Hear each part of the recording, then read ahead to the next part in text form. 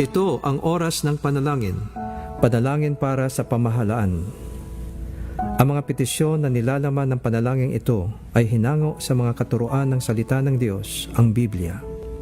Ang salita ng Diyos mula sa Roma 13, talatang 1 hanggang 2, at unang Timoteo 2, talatang 2 hanggang 3. Ang bawat tao ay dapat pasakop sa mga pinuno ng pamahalaan, sapagkat walang pamahalaang hindi mula sa Diyos, at ang Diyos ang nagtatag ng mga pamahalaang umiiral. Kaya nga, ang lumalaban sa pamahalaan ay lumalaban sa itinakda ng Diyos. Ipanalangin niyo ang mga hari at mga may kapangyarihan para makapamuhay tayo ng tahimik at mapayapa na may kabanalan at tamang pag-uugali. Mabuti ito at nakalulugod sa Diyos na ating tagapagligtas. Naway sabayan ninyo ako sa panalangin ito.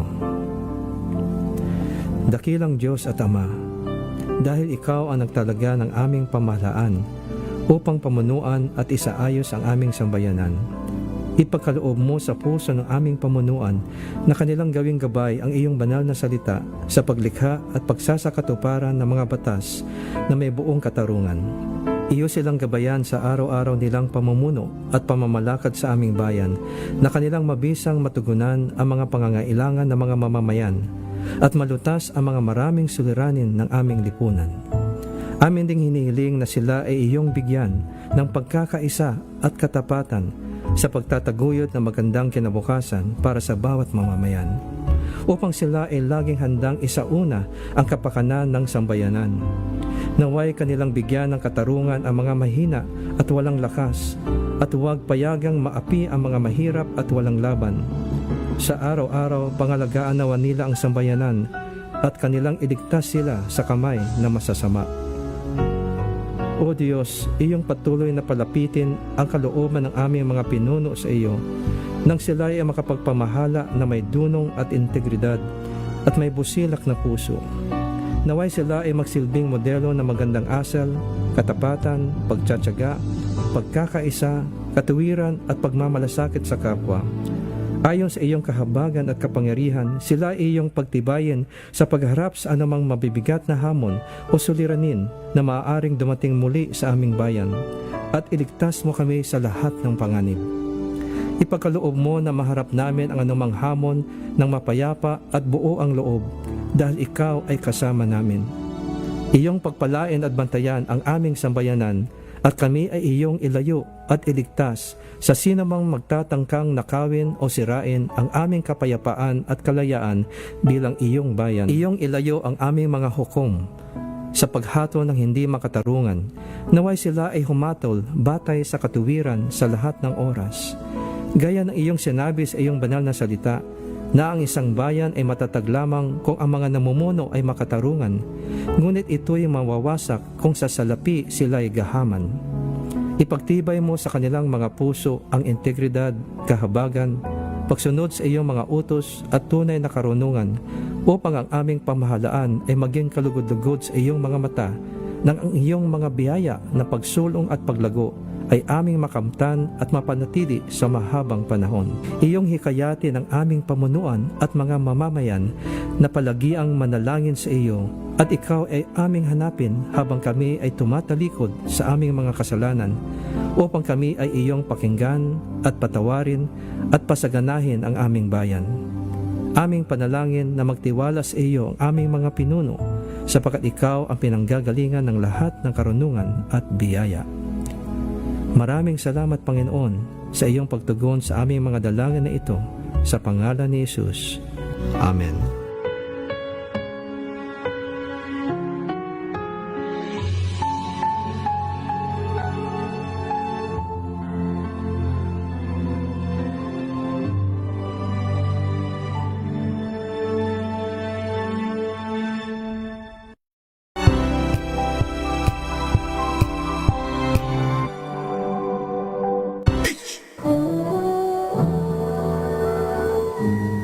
Kauna-unahan sa Pilipinas.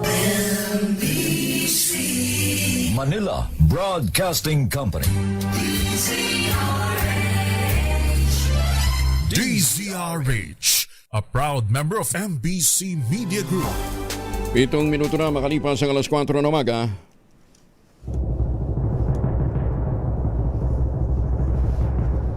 And the Golden Dove for Best Science and Technology Journalist goes to Angelo Palmones, DCRH. Ito na ang 28th KBP Golden Dove Awardee, Best Science and Technology Journalist, si Angelo Palmones sa Magandang Umaga, Pilipinas! DZRH Magandang Umaga Pilipinas sa DZRH Radio, DZRH TV at DZRH Online. Kasama si Kuya Angelo Palmones. Magandang Umaga Pilipinas. Luzon, Visayas at Mindanao at saan mong panig ng mundo naroroon ang mga Pilipino. Magandang umaga, Pilipinas! Mayadayat nga aga sa mga taga-Negros, may nga aga mga uturandada. May buntag, Visayas, kag Mindanao. 28 tayo ngayon ng Abril, Martes. Sa ulo ng ating mga balita, Saldico wala na sa custody ng Czech Republic ayon sa Department of Justice.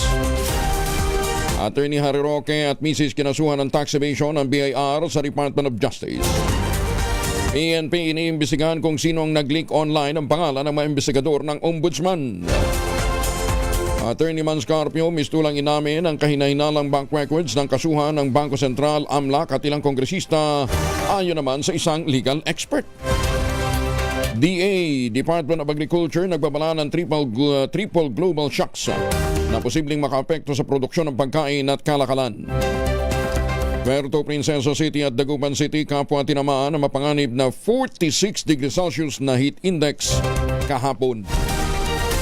Kasama pa rin natin ang buong radyo natin FM nationwide, ang ating mga action radio station sa Luzon, Visayas at Mindanao. 91.7 BNFM Radio sa Cebu at 94.3 FM sa Jensan. Bagong balita, bagong impormasyon. Kasama si Kuya Angelo Palmones. Magandang Umaga Pilipinas. Sa detalye ng mga balita, nakapagdala ng mapanganib na heat index ang Puerto Princesa City sa Palawan at Dagupan City sa Pangasinan. Umabot ng 46 degrees Celsius kahapon Lunes. Ito ang ikatlong sunod na araw na nasa ilalim ng danger level heat index ang Puerto Princesa City. Matapos maitala ang 45 degrees Celsius noong Sabado, 42 degrees Celsius naman itong linggo. Ang heat index ay tumutukoy sa init na nararamdaman ng isang tao kapag pinagsama ang temperatura at humidity ng hangin. Ang tamang init mula sa 42 hanggang 51 degrees Celsius ay tinuturing ng dangerous dahil sa mataas na panganib ng heat cramps sa heat exhaustion na maaaring humantong sa heat stroke. Labi na apat na iba pang mga lugar na kapagtala naman ng danger level heat index kabilang ang mga sumusunod. Dito sa Naiya, Pasay, 42 degrees Celsius, Macnotan, La Union, 42 din, Apari, Cagayan, Baler, Aurora, Iba, Zambales, gayon din sa QB Point sa Subic Bay, 42 degrees Celsius. 45 degrees Celsius naman ang naitala sa Sangli Point, Cavite. 43 degrees Celsius sa San Jose Occidental, Mindoro. Ako, Director Joel Valera, talaga palang may tinding init dyan. May brownout pa. Aburlan, Palawan, 43. Gayon din sa Cuyo, Palawan, Iloilo City, Catarman, Northern Samar naman, 42 degrees Celsius. Zamboanga City, 42 degrees Celsius din. Buenos Dias, Zamboanga. Butuan City, Sagusan del Norte, 43 degrees Celsius. Ang Sangli Point, Cavite, nakaranas ng mapanganib na heat index sa nakalipas na 5 araw o simula noong April 23. Nakahanda naman ang gobyerno sa pagtugon sa matinding epekto ng El Nino na inaasahang magdudulot ng tagtuyot sa maraming bahagi ng bansa. Sa press briefing, sinabi ni Palace Press Officer Claire Castro na naghanda ang Department of Agriculture at iba pang mga ahensya ng pamahalaan para sa posibleng kakulangan ng supply ng tubig, partikular na sa mga sakahan.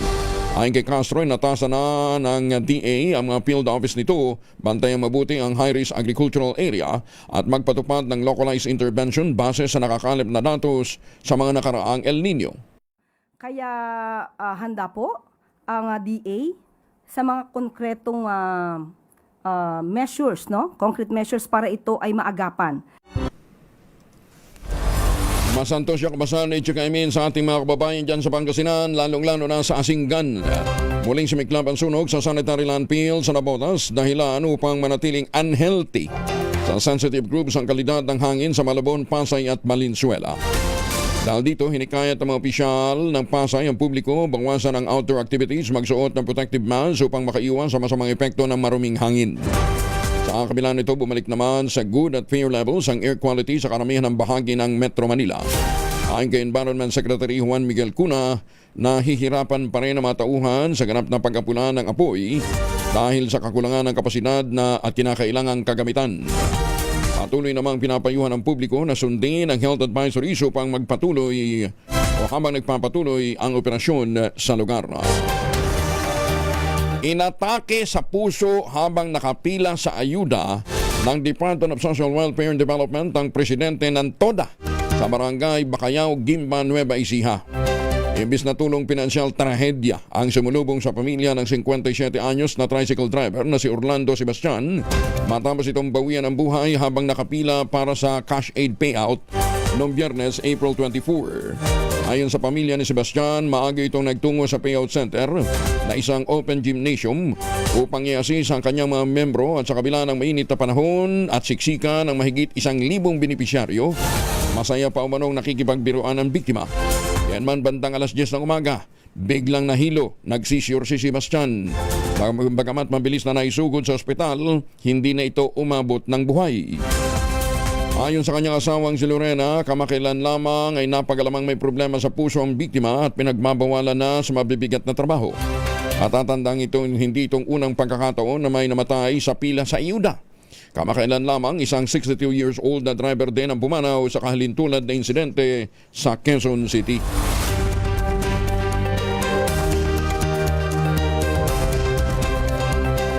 Maganda umaga kay Attorney Harry Roque dyan po sa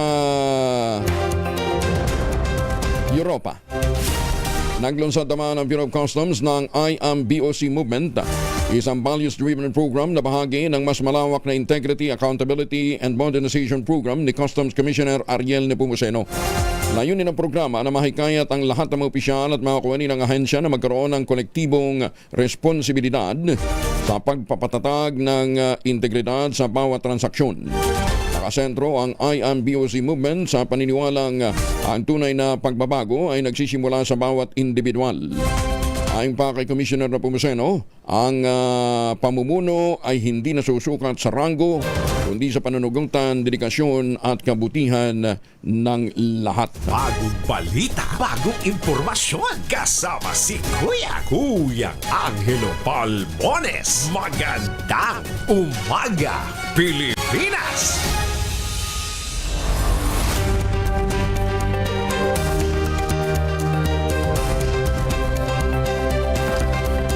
Alas 4:15 mga mamis! Mga mamis, laundry day today ha. Kunot no ka ba kapag makapit, madikit at malupit ang mantsa? All you need is pride. Ba't mapahirapan ang self-con sa pride? Easy at worry-free naman ang laundry. Sa triple stain away formula, tanggal ang matitindi mantsa based on test sa chocolate, mud, and sabon and cotton. Gawa po ito ng ACS. Wala na sa kustudiya ng mga otoridad sa Czech Republic ang dating kongresista at puganteng si Saldico.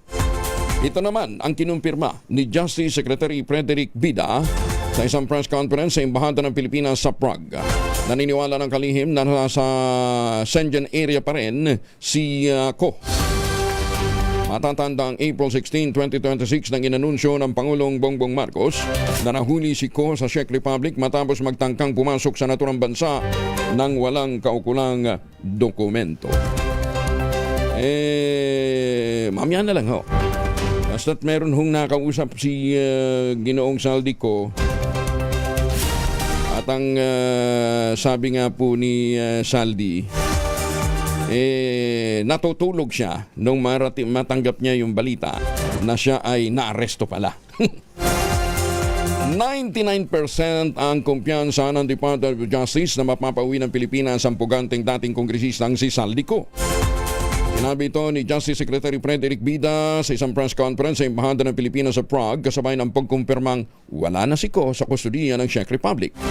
Ganman, hindi tiyak ng kalihim kung mapababalik sa bansa ang dating kongresista ngayong taon dahil maraming faktor na dapat ikonsidera.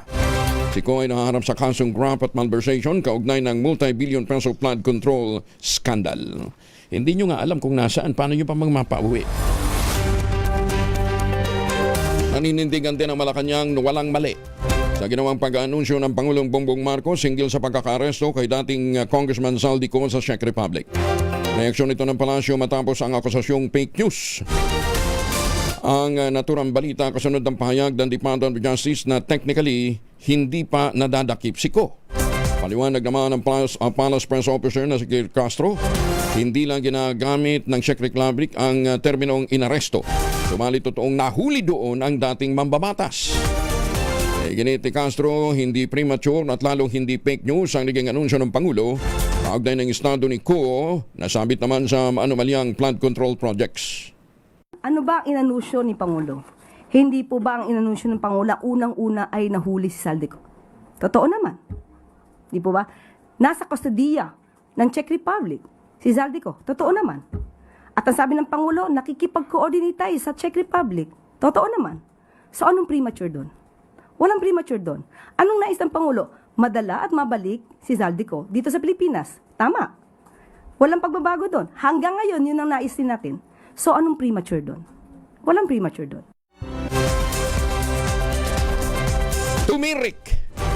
Tumirik ang isang dump truck sa bahagi ng southbound lane ng Edsa Ortigas flyover matapos maplat ang gulong ngayong madaling araw ng Martes. Dahil dito pinapayuhan ang mga motorista ang dumaan o daraan sa nasabing area pansamantalang gumamit ng alternatibong ruta habang hinihintay na maalis ang nakaharang na truck. Nasa lugar na ang mga enforcer mula sa Metropolitan Manila Development Authority upang magmando ng trapiko at iwasan ng lalong pagbigat ng daloy ng mga sasakyan. Oy, good news at bad news sa mga motorista. Magpapatupad muli ng panibagong rollback sa presyo ng diesel at kerosene ng mga kumpanya ng langis sa bansa. Habang may katiting na pagtaas naman sa presyo ng gasolina. Sa anunsyo ng Department of Energy, bababa ng 12 pesos and 94 centavos per liter ang diesel. Habang 15 pesos and 71 centavos naman sa bawat litro ng kerosene. Habang madadagdagan naman ng 53 centavos per liter ang gasolina. Ito ang ikatlong linggo ng pagbaba ng presyo ng petrolyo matapos ang 5 magkakasunod na linggo ng mega oil price hike. Bukod dito, inaasahan ang pagbaba na rin ng halaga ng diesel sa Metro Manila at iba pang kalapit na mga probinsya hanggang 75.93 per liters mula sa nating peak na nasa 170 pesos per liter. Magandang umaga, Pilipinas! Mamaya na ho kayo magkarga mga alas 6. Tumaas naman sa 54 days ang fuel inventory ng bansa batay sa huling datos nitong April 24. Ayon kay Energy Secretary Sharon Garin, nasa 53.91 days pa ang supply natin ng gasolina, 54.61 days naman ang para sa diesel, 168.74 naman para sa kerosene. Samantala, nasa 70.83 days naman ang para sa jet fuel, 67.55 days ang fuel oil at 38.44 days para sa LPG. Sabi ni Garin, sapat ang inventaryo para magtagal ng hanggang kalagitaan ng Hunyo. Hindi po bumababa po yung number of days natin kasi tuloy-tuloy din yung pagdagdag kahit kumukonsumo tayo ng 34 million liters every day ng diesel. The same for gasoline, kahit 24.631 po million liters ang nakokonsume ng buong bansa. Hindi rin bumababa yung number of days natin kasi tuloy-tuloy ang pag-deliver tuwing nag-o-order yung mga oil companies natin. Nakaka-deliver naman yung mga suppliers nila. Magandang umaga, Pilipinas! Magandang umaga sa mga taga-Kalumpit, Bulacan. Ang patuloy pong tinatanggap ng PAGCOR ng Philippine Amusement and Gaming Corporation sa inyong mga entries para sa 2026 PAGCOR Photography Contest. Ang tema nga po ay Kids at Play, naglalayong ipakita ang mga simpleng tagpo na sumasalamin sa pagiging masayahin ng mga bata at mga asal na natutunan sa simpleng paglalaro. Bukas ang patimpalak sa lahat ng mga Pinoy photographers, amateurs, mga professionals, basta 16 years old na pataas. Ayon kay PAGCOR Chairman at Chief Executive Officer Alejandro Tenco, hangad ng paligsahan na mapanatili ang matagpong nagpapakita kung paano nakatutulong ang laro at libangan sa paghubog ng karakter at pangarap ng mga paslit. May 3 kategorya na pwedeng nyo salihan ha. Conventional, mobile at drone category. Doon sa conventional category, gamit dyan yung mga mirrorless camera, compact camera, single lens, ba't yung camera? Pagkatapos ang premyo ho niyan ay 100,000 pesos plus trophy para sa top 8 na mga mananalo. Doon naman sa mobile at drone categories, ang pipiliin ay tigwa 8 din. Yung tigwa 8 ay mananalo ng tig 50,000 pesos plus trophy. Siyempre merong consolation prizes. Deadline of submission, June 30, 2026. Ipapadala po ninyo sa PAGCOR Photography Contest 2026 website www.pagcor.ph/photocon 2026. Ang mahilig sa patintero nung bata pa, wala pa siya sa Washington. Si Joyjon Valerite Acon makakasama natin. Joyjon, good morning! Magandang umaga, Kuya Angel, mga kababayan. Sa kanyang unang paghaharap sa korte ngayong araw na ito, isyal nang sinampahan ng kasong attempted assassinations laban kay US President Donald Trump ang lalaki nagtangkang mamaril sa White House Correspondents Association's dinner ito nakalipas na gabi ng Sabado dito sa Washington, D.C. Nakasuot ng asul na jumpsuit at malumari na nagsalita ang inakusahang suspects mamaril na si Cole Thomas Allen, 31 taong gulang, guro at isang engineer mula sa California. Maiksi lang at mabilis ang nasabing unang paghaharap, Kuya Angel, sa isang federal judge na si Magistrate Judge Matthew Starboe. Samantala sa bagong labas na probable cause affidavit, nakuha mula sa suspect ang isang 12-gauge pump action shotgun at isang Rock Island Armory 1911 38 caliber pistol nang siya ay maresto. Nakuha din sa kanya ang ilang army knives at lumalabas din sa mga record ng firearms transactions na binili niya ang shotgun noong August 2025 at ang pistol naman ay noong October 2023 mula sa magkaibang gun dealer sa California.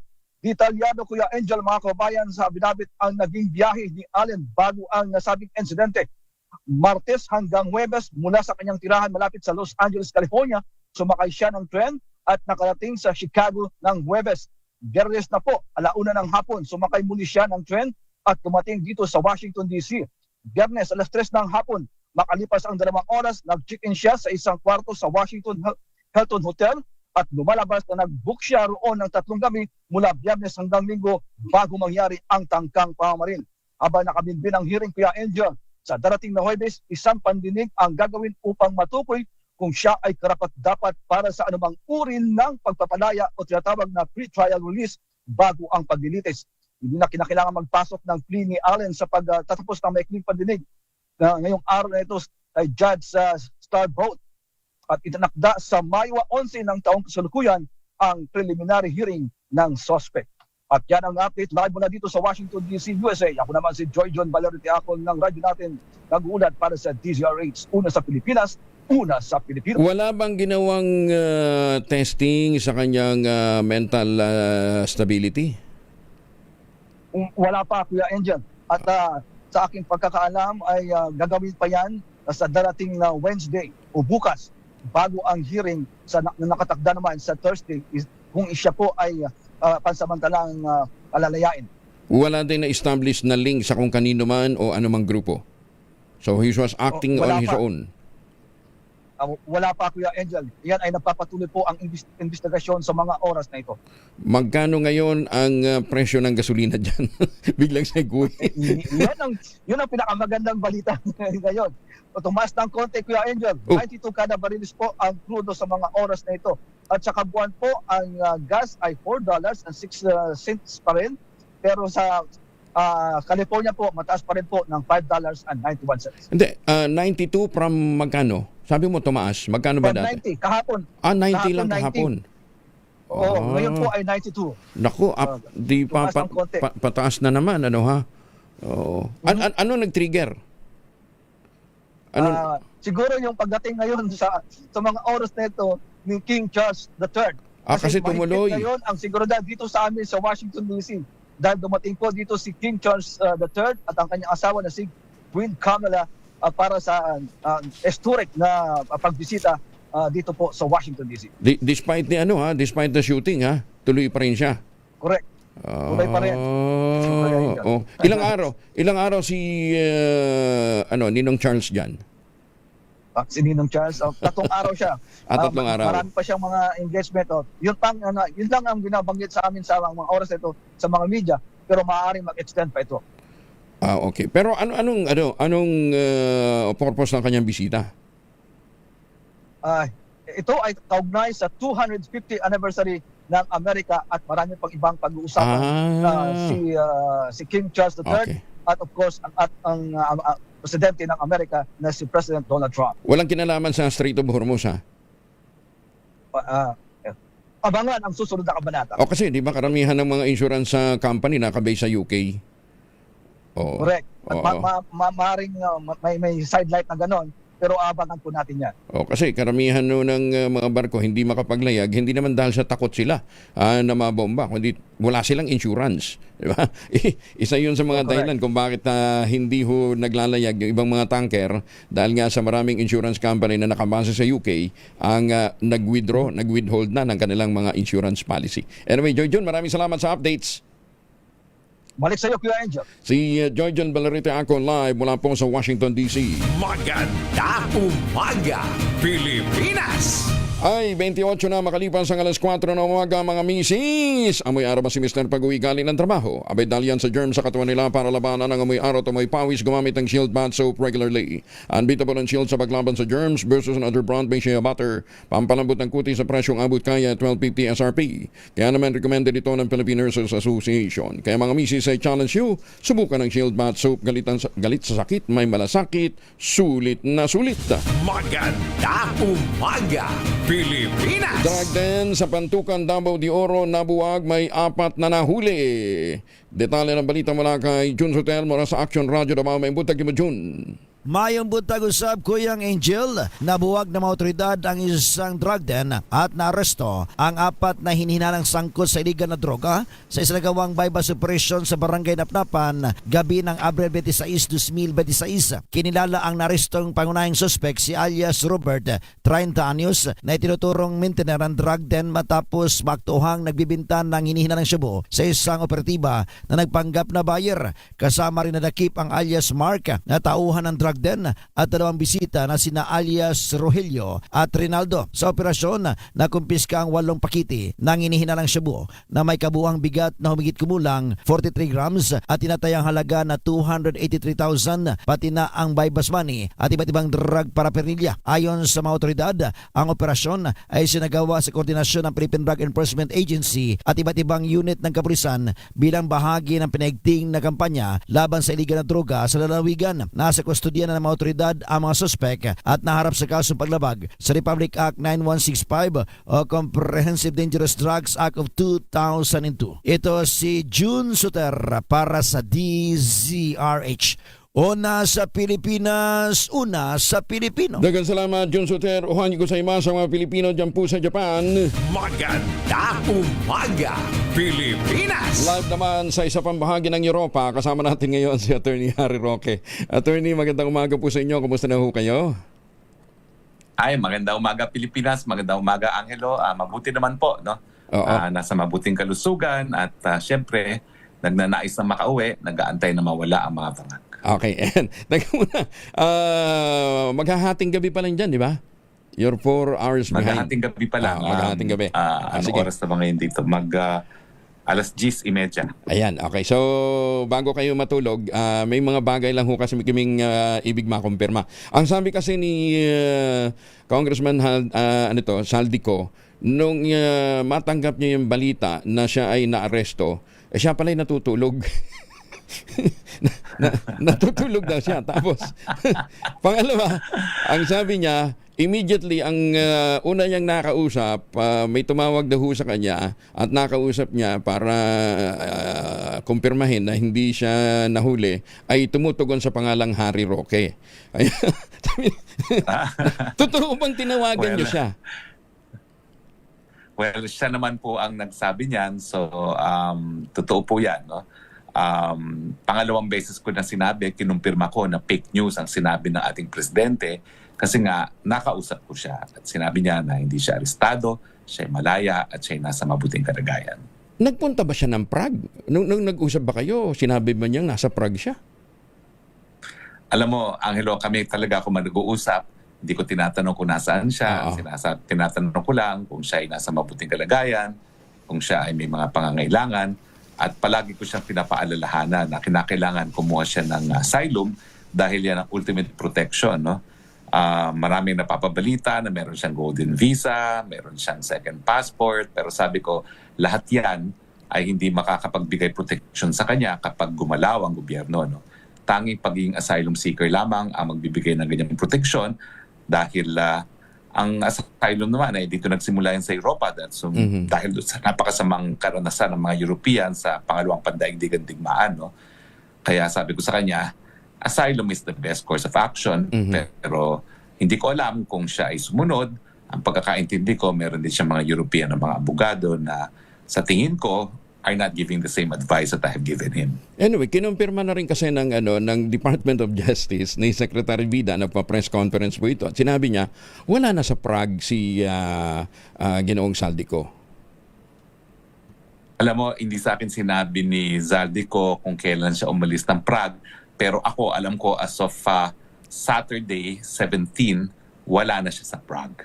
In fact, ang duda ko umalis siya sa 16 pa lamang. No? Matapos na maanunsyo nga ng presidente yung fake news na siya ay na-apprehend sa Prague. No?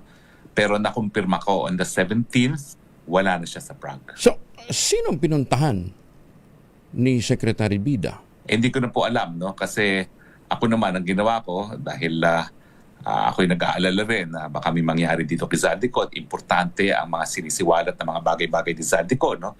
Siya talaga yung kaisa-isang whistleblower na nagsabi na ang presidente natin ang mastermind ng lahat ng korupsyon dito sa Pilipinas. No? So minabuti ko actually na kumuha ng abogado, tanyag na abogado, vice president ng European Criminal Bar, at siya na ang nagsabi sa akin kung ano yung nangyayari kay Zaldico, at as of Saturday, wala na siya ng Czech Republic.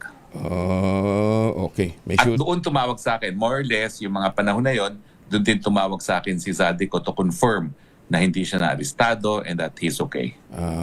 Meron kasing shooting dyan ng Secret of Prague. The Secret of Prague. Hindi. Ang shooting dito ay Junkie Tears in Prague. Sana all.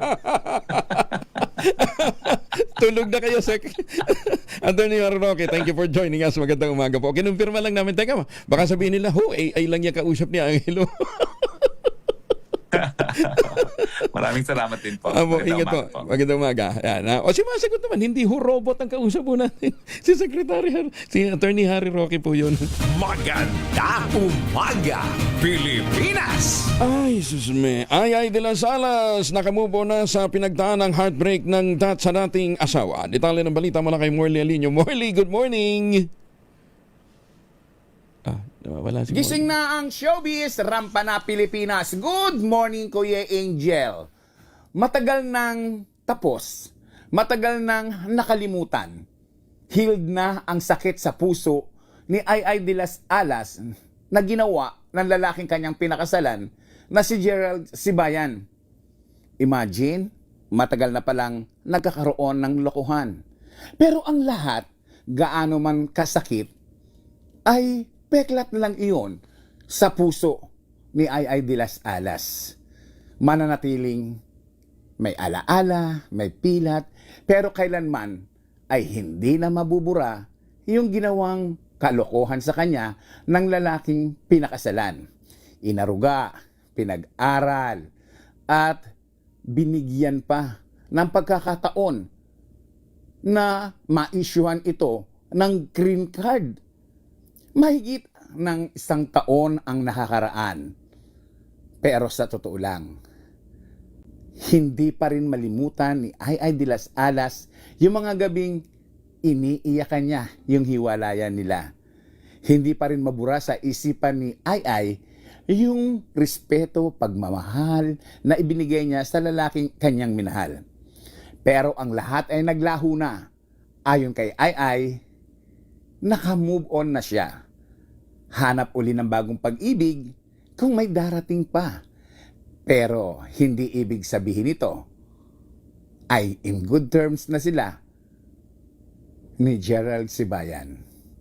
Yan ang ating DZRH Showbiz Status News. Ako po ang inyong RH47. Morley Alinio para sa DZRH. Una sa Pilipinas, una sa Pilipinas. Maraming salamat, Morley. Magandang umaga, Pilipinas! Target naman ng Department of Agriculture na makakuha ng hanggang $1 bilyong na pondo mula sa mga dayuhang institusyon upang paunlarin ang sektor ng kawayan at livestock sa bansa. Sinabi ng Agriculture Secretary Francisco T. Laurel Jr., target ng DA humiram ng $300 million hanggang $500 million sa Official Development Assistance o ODA mula sa Asian Development Bank. Gagamitin ang pondo sa pagpapaunlad ng engineered bamboo na madalas na gamitin sa industriya ng konstruksyon. Ayon kay Laurel, maliban sa kita, malaki rin ang may tutulong ng pagtatanim ng giant bamboo laban sa soil erosion at para sa reforestation. Bukod sa kawayan, naghahanap din ang DA ng $300 million na pondo. Pwede umabot ng hanggang kalahating bilyon, $500 million na loan mula naman sa Export-Import Bank of Korea para sa Livestock Infrastructure Modernization and Enhancement Program dahil sa marami pa niyang kailangang infrastruktura para sa livestock sector upang maging moderno at maging epesyente. Kaya nga ang ating panawagan sa ating pong mga suki, magtanim ng kawayan para sa kalikasan at kabuhayan. Alam mo ninyo, sa dami ng kalbong bundok ho natin, isa ho sa pinaka-epesyenteng programa sa halip na waldasin yung pondo ng National Greening Program, mag-develop ho tayo ng bamboo plantation. Nakakalungkot na yung ibang bansa, ganito na ho ang focus. Pero dito ho sa atin, maraming nakalipas na administrasyon, wala pa rin hong programang talagang sincero para po sa bamboo propagation. Kaya nagpapasalamat tayo kay Congressman Ador Plato dito po sa Bulacan dahil po sa kanilang malawakang pagtatanim ng kawayan dyan po sa watershed area ng Angat at Norsagaray. 6 na NPA sumuko sa kapulisan sa Eastern Visayas. Mga baril at bala isinuko rin. Detalye ng balita mula kay Jimmy Angay-Angay, Aris 32, maupay nga aga, Jimmy. 6 na miyembro ng Communist Group sumuko sa mga kapulisan sa Eastern Visayas. Ito ang sinabi ni Police Regional Office 8 Regional Director Brigadier General Jisung Kaboy. Naganap ang sunod-sunod na pagsuko mula Abril 24 hanggang Abril 26 bilang bahagi ng pinaigting na kampanya kontra insurgency ngayong taon. Kabilang sa mga sumukong mga individual mula sa Eastern Samar, lalawigan ng Leyte at Northern Samar na dati umanong kaanib ng iba't ibang unit ng Eastern Visayas Regional Party Committee. Kasabay nito may ilang sumuko rin na nagsurrender ng mga baril at eksplosibo, kabilang isang kalibre 38 na baril at mga bala, rifle grenade. Ayon kay General Kapoy, patunay na ito matagumpay na tuloy-tuloy na operasyon at pagkipag-ugnay sa komunidad upang matuldukan na ang armadong tunggalian sa Eastern Visayas. Sa kasalukuyan na sa kustodiya ng mga otoridad ng mga sumuko para sa dokumentasyon at posibleng pagpasok sa Enhanced Comprehensive Local Integration Program o ECLIP ng pamalaan. Patuloy naman panawagan ng pulisya sa iba pang mga miyembro ng armadong grupo na sumuko at makipagtulungan para sa kapayapaan. Mula dito sa DYVL Action Radio Tacloban, ito si R32 Jimmy Angay-Angay para sa DZRH, una sa Pilipinas, una sa Pilipinas. Salamat, Jimmy. Inimok naman ni Senator Bongo ang Philippine Health Insurance Corporation na mag-isip ng mga programa upang magamit ang mga Pilipino ang pondong pangkalusugan. Ginawa ng Senador ang panawagan bilang Vice Chairman ng Senate Committee on Health sa kanyang pagdalo bilang Guest of Honor ng National Convention of Optometrists Association of the Philippines. Ito ay matapos na muling maungkat ang kontrobersyal na excess fund o sobrang pondo ng PhilHealth na ilipat at ginamit sa ibang mga proyekto ng gobyerno noong 2024 napunta sa flood control. Ikinatuwa naman ng senador ang naging tugon ng PhilHealth sa napag-aaralang magkaroon ng coverage ang ilang medical at assistive devices tulad ng reading glasses, wheelchair, postiso at iba pa. Muling ginit ni Senator Go na hindi dapat na patulugin ang pondo ng PhilHealth dahil pera ito ng taong bayan at dapat lamang na ibalik sa kanila sa pamamagitan ng maayos na medical services. Samantala, sa harap ng tumitinding ingay sa politika, nanawagan din ng senador na isantabi muna ang issue, tutukan ang impact ng global oil crisis. Ang dasal ko po sa panahon ngayon ang pagkakaisa ng lahat. Ang gulo po ng buong mundo sa gera, ang gulo po ng Pilipinas sa politika. Pag magulo ang politika, ang nadadamay po ang taong bayan. Nasasakripisyo ang pagseserbisyo.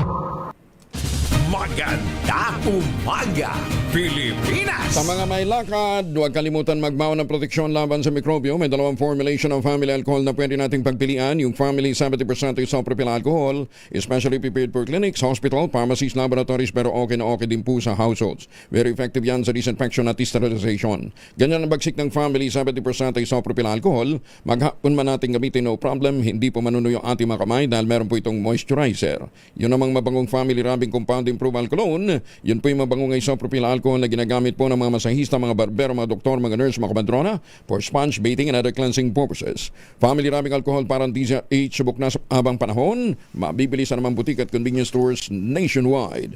Family rubbing alcohol hindi lang pampamilya, pang sports pa. Maganda umaga, Pilipinas! 19 million pesos na laga ng hinihinalang shabu na kumpiska sa isang lalaki sa inilunsad na drug bypass operation sa Zamboanga City. Detalye na balita mula kay Jun Di Makutak, Aris 19. Assalamualaikum, Brother Jun. Alaikum assalam, Brother Angel.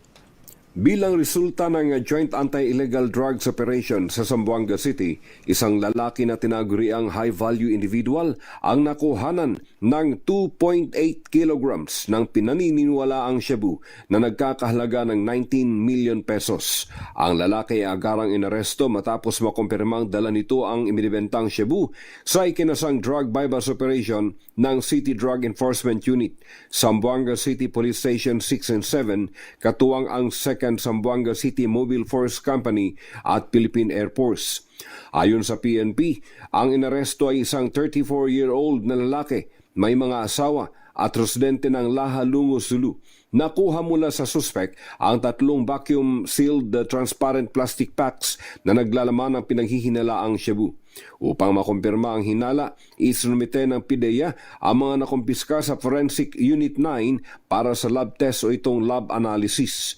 Habang ang inarestong drug suspect ay nasa kustodiya ng Zamboanga City Police Office, habang inihahanda ang mga kaukulang kasong isasampa laban sa kanya. Mula sa Central Mindanao, RH19, Jun Di Makutak, DZRH, una sa Pilipinas, una sa Pilipino. So, Jun, maraming salamat. Ang legal status niya, may mga asawa. Naalala ko tuloy, meron isa hong general, balik Islam. Balik Islam tong general. Kilala nyo ito. Piling pogi itong general na ito balik Islam. si general, alam ba ninyo, merong girlfriend na Navy Reservist? Hindi niya itinatanggi, dinidisplay niya yun Tapos meron din itong condo dyan po sa BGC. Iba din na nakatira. Pero tabi nila, sir, grabe ka naman may Navy Reservist na, meron pang nasa BGC. Sabi daw ni sir, kaya naman, kulang pa nga yan may 5 pa. Maganda umaga, Pilipinas! Hindi kaya doon napupunta yung Intel Punch? Tumutok sa DZRH at manalo ng instant 1,000 pesos sa Malakas promo kasama ang Pride Detergent. Malakasan ang makinig at manood sa DZRH!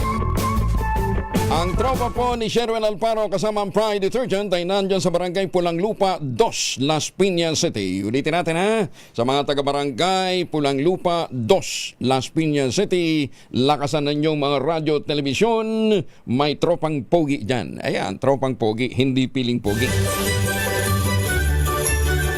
Ready na ba kayong tandaan ang ating Word of the Day para manalo ka ng DZRH Mini Component? Eto na! Jose Ramon Ulad, dyan sa New Jersey, ang ating word of the day ay calumny. Calumny. Sa Tagalog daw po ay paninirang puri. Sa Ilocano panangpabasul. Panampabazul. Sa Cebuano, pabutang-butang. Ayan. Butangin na dong. Parang ganon. Maganda umaga, Pilipinas! Yormes Comoreno, sa mga kriminal, hindi titigil ang Maynila sa pagtugi sa inyo. Parang pelikula, no ha? Detalye ng balita mula kay Boy Gonzales. Aris 29, Boy, action! Kuya Angel, muling nagbabala si Manila Mayor Isko Moreno Dubagoso sa mga kriminal sa lungsod at tiniyak na hindi titigil ang pamahalaan at Manila Police District sa pagtugis sa mga lumalabag sa batas. Ito'y matapos maaresto ang 4 na suspects sa magkakaiwalay na hold up at snatching sa Maynila. Sa Talk to the People New York, may kasama si Manila Police District Brigadier General Arnold Santiago. Sinabi ng alkalde na lahat ng krimen, maliit man o malaki, ay agad na inaaksyonan upang mabigyan ng hustisya ang mga residente.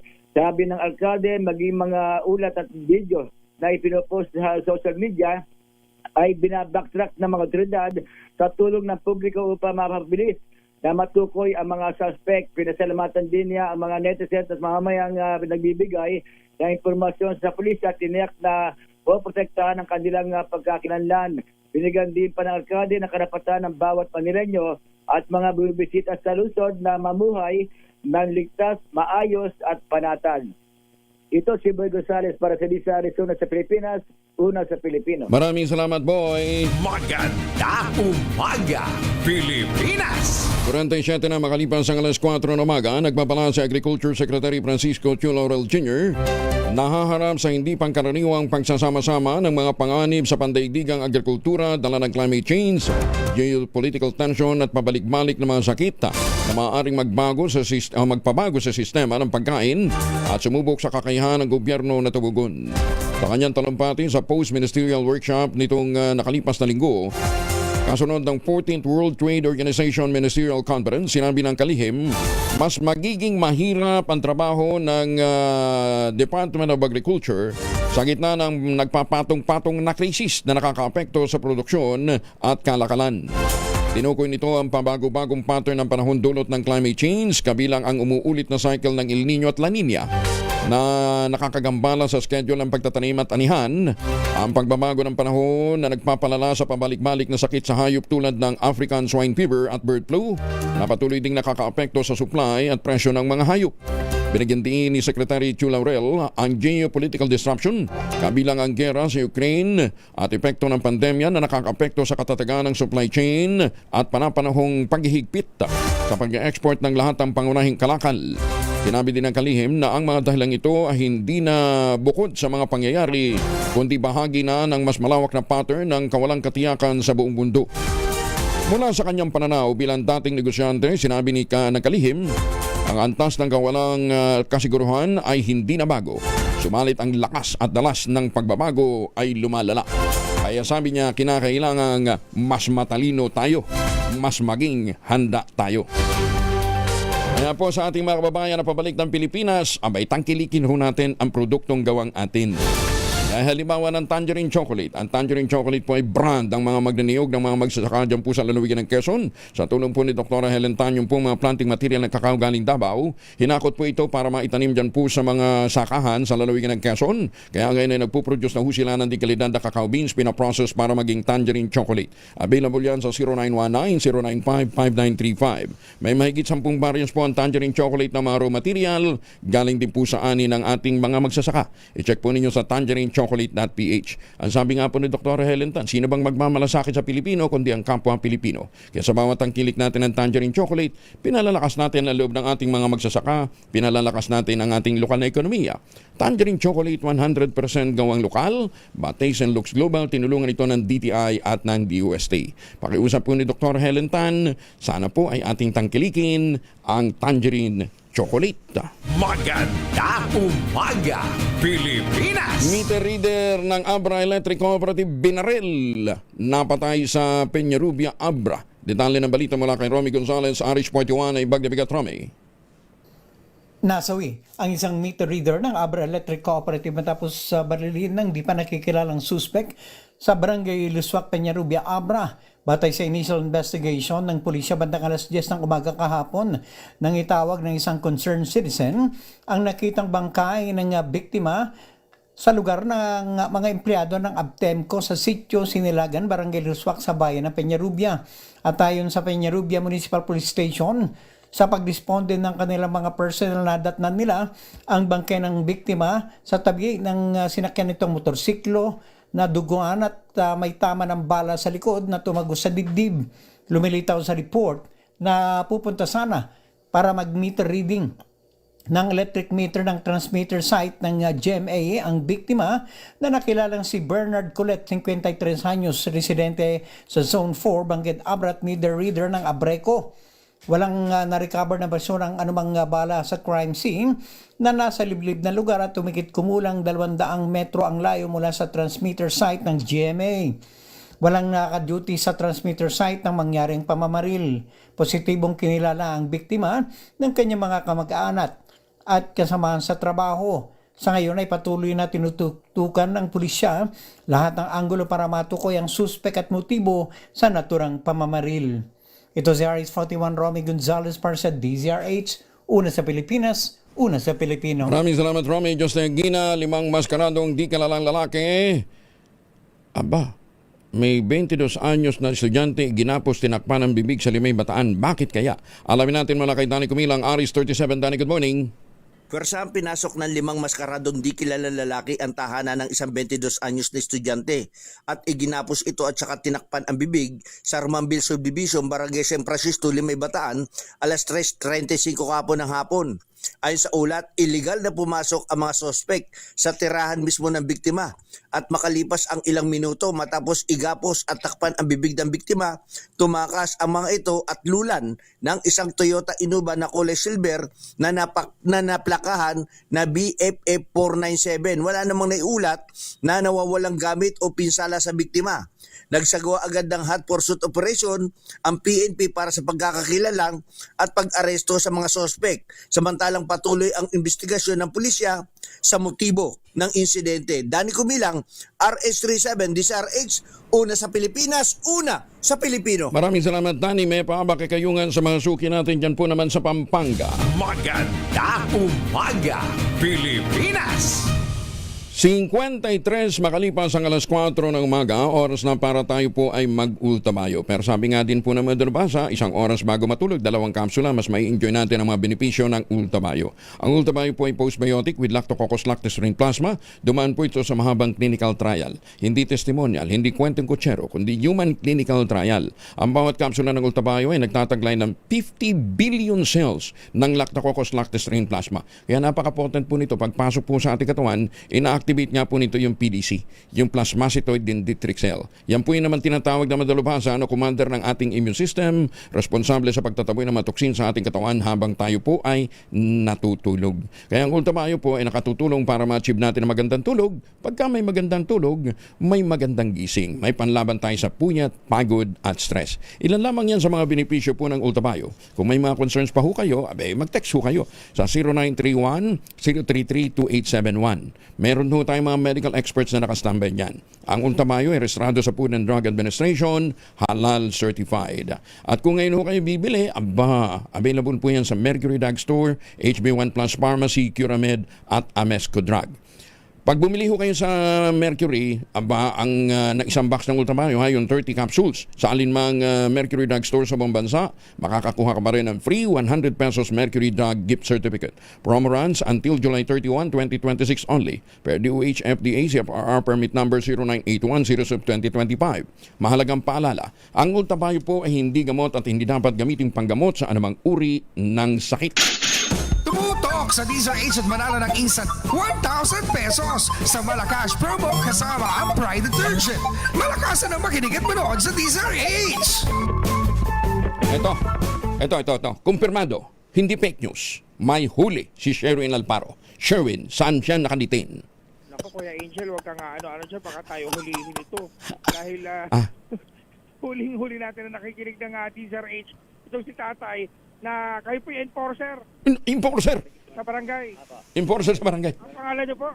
Arthur Pedrosa. Si Tatay Arnold na palagi nakikinig sa DZRH na sino pa po rin itong announcer sa DZRH tuwing umaga? Si Sir Angelo Palmones. Angelo Palmones, ito meron kang 1,000 pieces. Maraming salamat po, Sir, at malaking tulong po sa amin. Sir, parang malungkot ho kayo. Tay, ba't parang malungkot ho kayo? Ano bang pinagdadaanan natin ngayon? Maraming salamat po, sir. Oh, hindi, ba't parang malungkot ka na, Tay? Hindi po. Hindi ba? Oo. Ismail naman dyan. Tatay naman, binigyan na nga na 1,000. Ayan, ang ganda ng salita. Sige. Mamaya na ako magtatanong, Jerwin. Bigyan mo na ibang premyo para ganahan si tatay. Tatay, kailangan na mahulaan mo yung ating word of the day para makuha mo yung ating medium component. Calumny, sir. Ayun, calumny. Oh, galing Calumny, diba? Galing na pagkakapronounce. Calumny. Ibig sabihin ay paninirang puri. Ayan. Ang galing talaga ni Kuya Angel.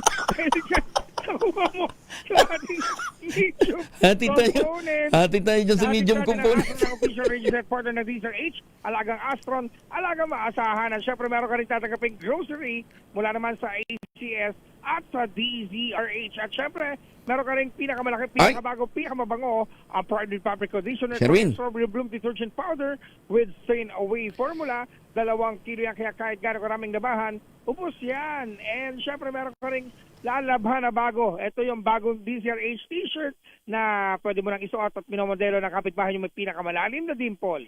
Sherwin. Maraming salamat, sir. Ang lilo pang naman. Sige. Sherwin. May usapan kami ng mga backup dancers mo eh. Sabi ko, sasayo sila. Ano to? Ready mo nga yung hawak ko ang pride. Hawak ko ang pride. Sasayo daw. Kabayan nyo si Kuya Angel. Diyos ko. Wala pang araw. Ready? Gusto na mag-zumba. Ito. Ready? Hawak ko ang pride. Hawak ko ang pride. Ay, ang tigas ng katawan. Oo. Parang ano yun? Teka.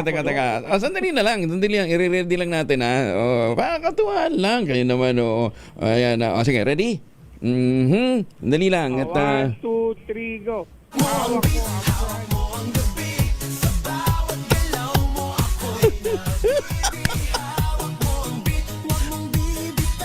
Ayan. Ay, talo tayo ni tatay. Galing tumira,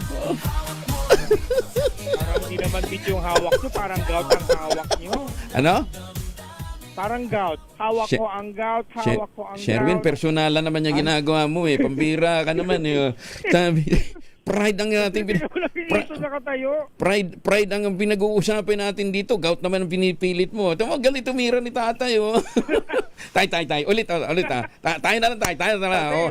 Mabigat yung pride Ayan. Ulit.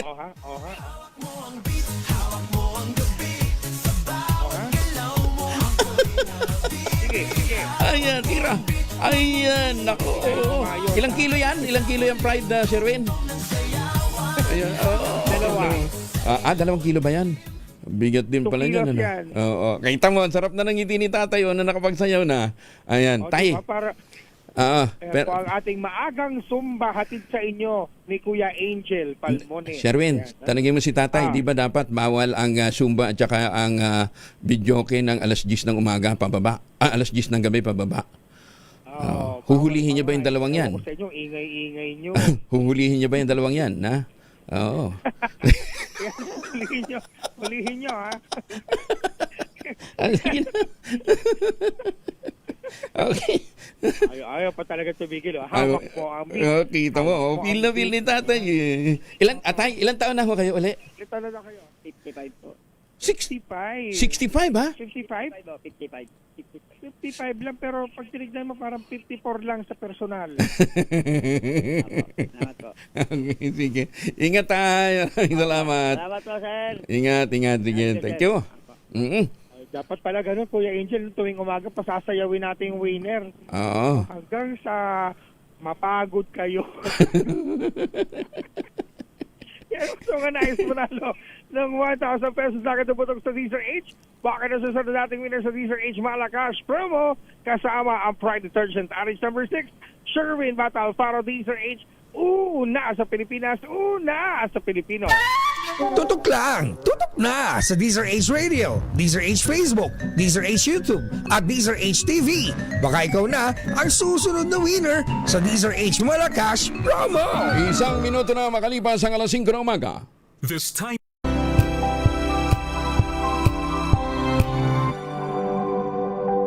Sa loob ng 86 na taon, DZRH DZRH ang naging kaagapay ng mga Pilipino sa balita, sa serbisyo at sa bawat kwento.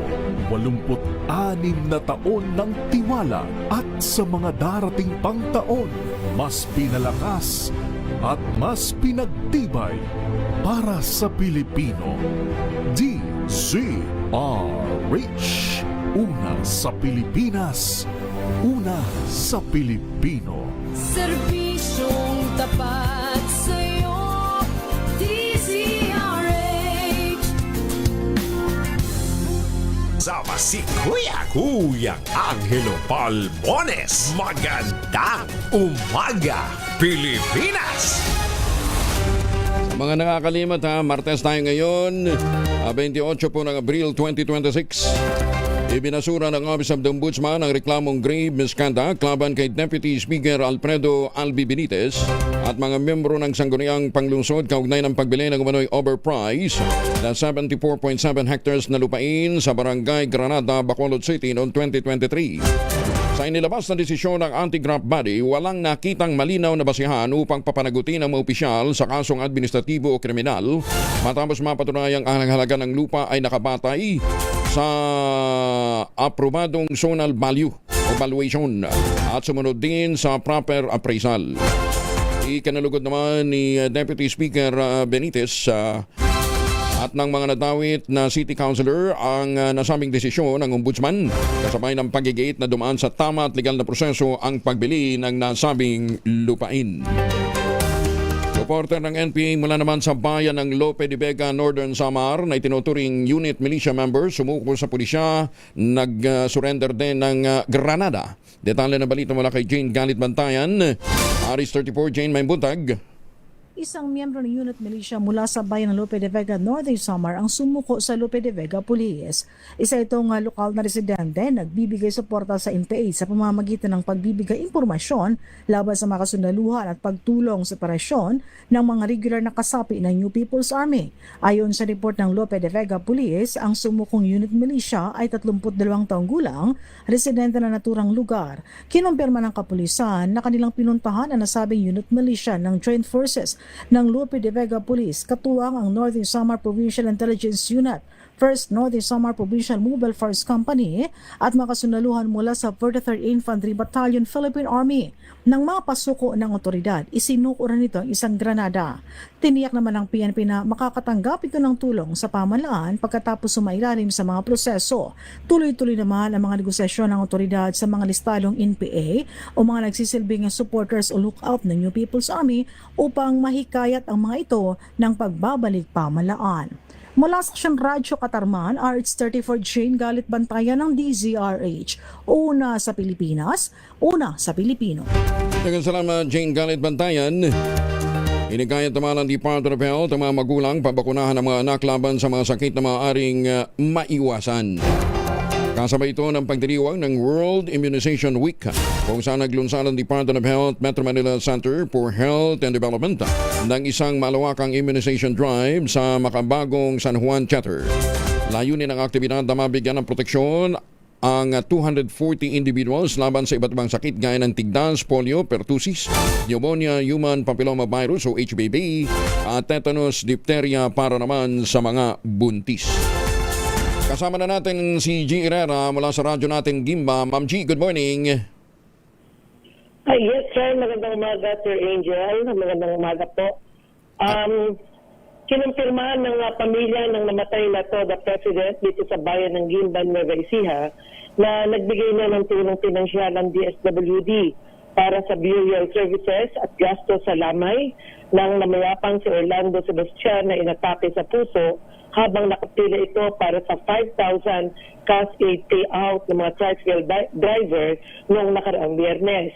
Nagpunta sa tanggapan ng DSWD Regional Extension Office ang anak ng yumao na sinamahan ni Punong Barangay Conrad Duchoso para i-claim ang cash assistance ng umano'y nagkakalaga ng 130,000 at malaking tulong na umano ito para sa naulilang pamilya.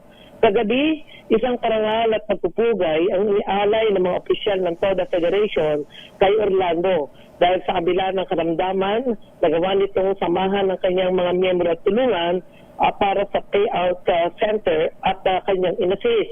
Alas 10 ng umaga noong Biyernes sa Sir Angel, kasama niya ang pamangking si Joseph Sebastian sa pila ng mag-seizure ito. Kagad itinakbo sa ospital si Orlando, ngunit ginawian nito ng buhay. Mainit ng panahon, crowded ang venue at obligado na ang pipila sa ayuda ay ang mga lehitimong tricycle driver at hindi pwedeng representative ang kukuha kahit na ito may sakit o may disability. Inanunsyo ng MSWDO na alas 7:45 ng umaga ang call time. Kaya alas 7 pa lamang ng araw na iyon ay dagsana mga tricycle drivers sa isang malaking gym dito sa bayan ng Gimba. 3 oras ang lumipas, saka pa lamang nagbigay ng signal ang mga opisyal ng DSWD para pumila ang mga TODA members, makaraang dumating at magsalita ang isang politiko. Pangalawa si Orlando sa kaso ng insidente na namatay sa pila ng ayuda. Nauna rito ang katulad na insidente sa Quezon City noong April 19. At ayon nga kay DSWD Secretary Gatchalian, wala nang mahabang pila at magiging ligtas, mabilis at organisado ang distribusyon ng ayuda sa mga susunod na linggo dahil sa digital at online na payout system na, kabilang paggamit ng e-wallet at electronic disbursement. Sa ganitong sistema, Sir Angel, wala na rin mga politikong magsasalita dahil siyang nagpapahaba ng programa sa pagsasagawa ng payout. Yan, ganun talaga dapat. Ang init ng panahon eh. Ang tindi ng init dyan sa Nueva Ecija, ha? Nasa mga 44, 45 din yata ang antas ng sentigrado. Damang init dyan. So, G, natanggap niya na yun. Talaga pong mainit. Kahit po nung Biyernes na yun, sinasabi po ng Federation President na talagang sobrang init. Kaya talagang ang problema lang kasi, kahit na may sakit na, naka-wheelchair na, paralyzed na, pinapipila pa rin. Kaya po ang mga komento ng mga mamamayan dito, sana pagka ganung may sakit na, pwede ng iba ang kumuha. O kaya naman talaga ay idala na lang sa mga bahay-bahay. Sige, hindi yung ganun tinitipon, lalo na po summer ngayon, napakainit talaga ng panahon. Okay, G. Ma'am G, pakinggan mo rin mamaya at nasa linya na natin si ASEC Irene Dumlao ng DSWD. May mga enhancement na silang mga ginagawa. So G, maraming salamat at sa radyo natin Gimba, thank you dito sa inyong mga impormasyong ibinahagi sa atin. Follow up doon sa balita mo kahapon. Thank you, G.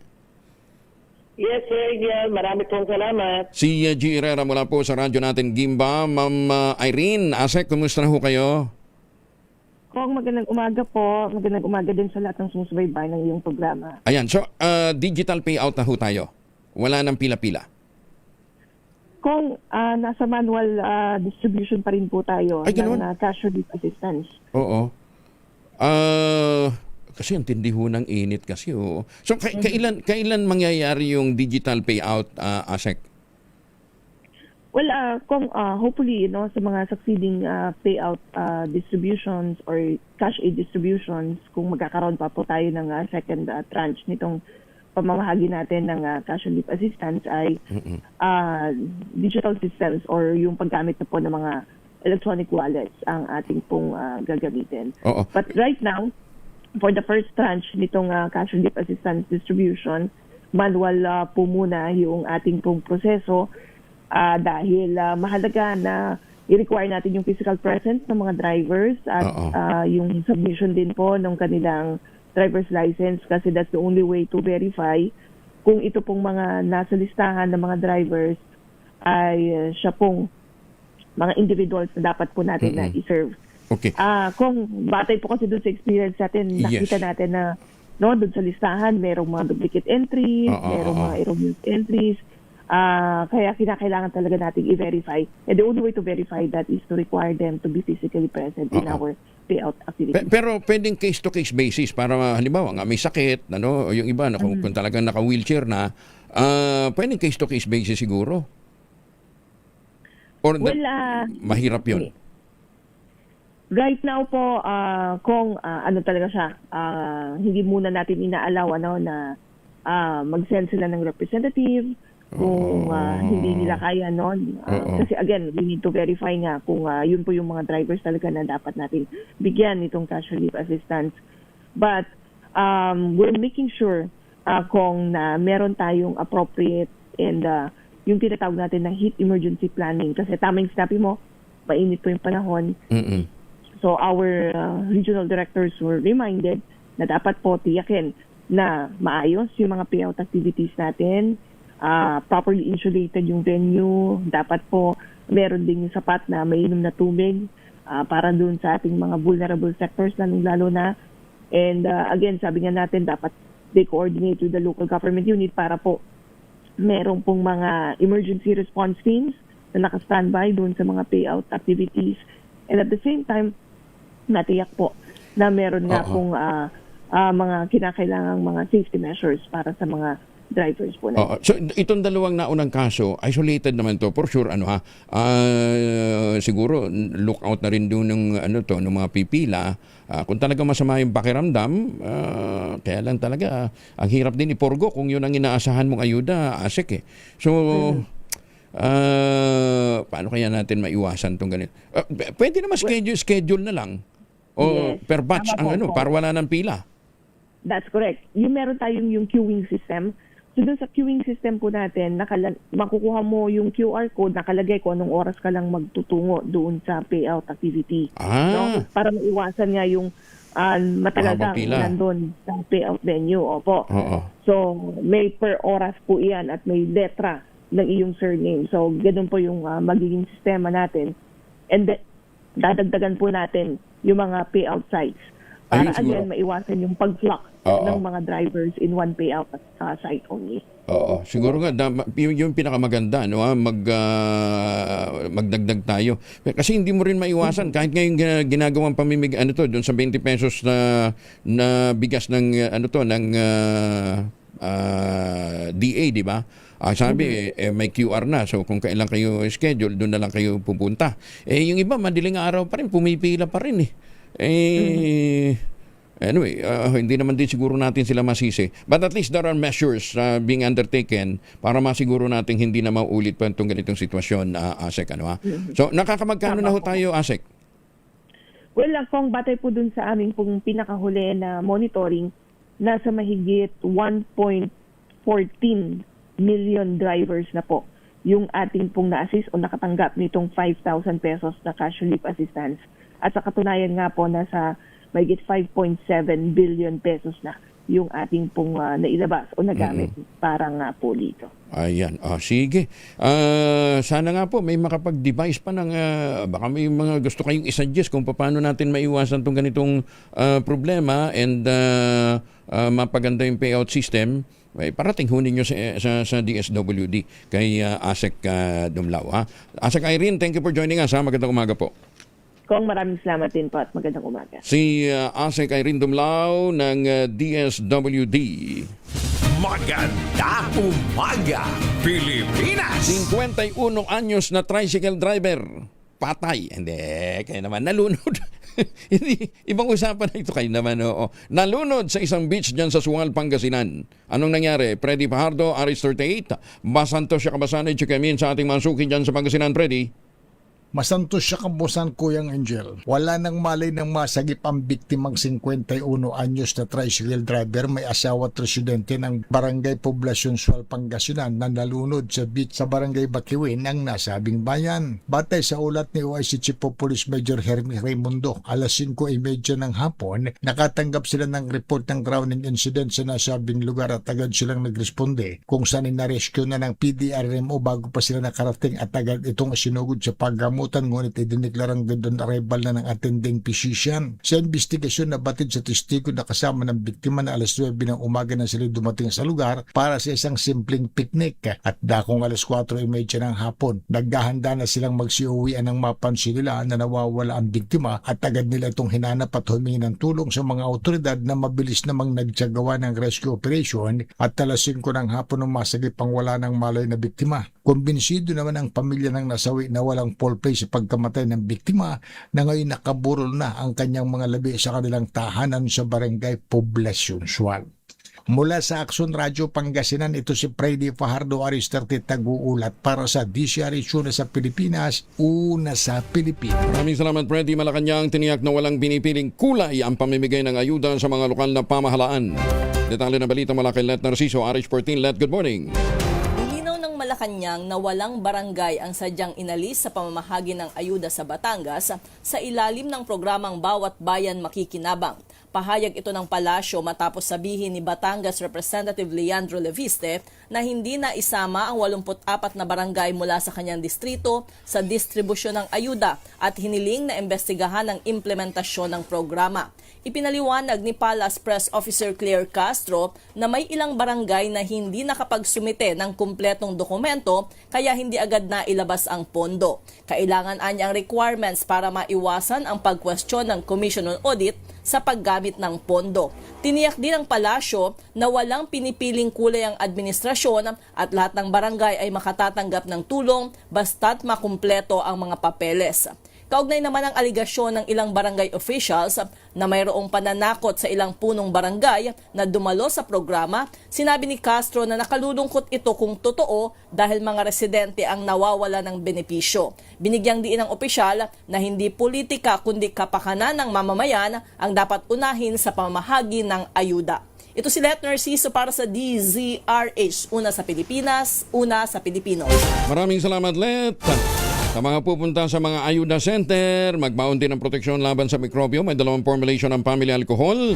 Pwede nyo baunin proteksyon ng pamilya laban sa mikrobyo.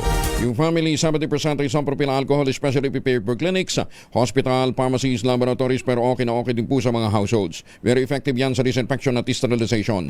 Ganyan na bagsik ng family 70% isopropyl alcohol. Maghapon man natin gamitin, no problem.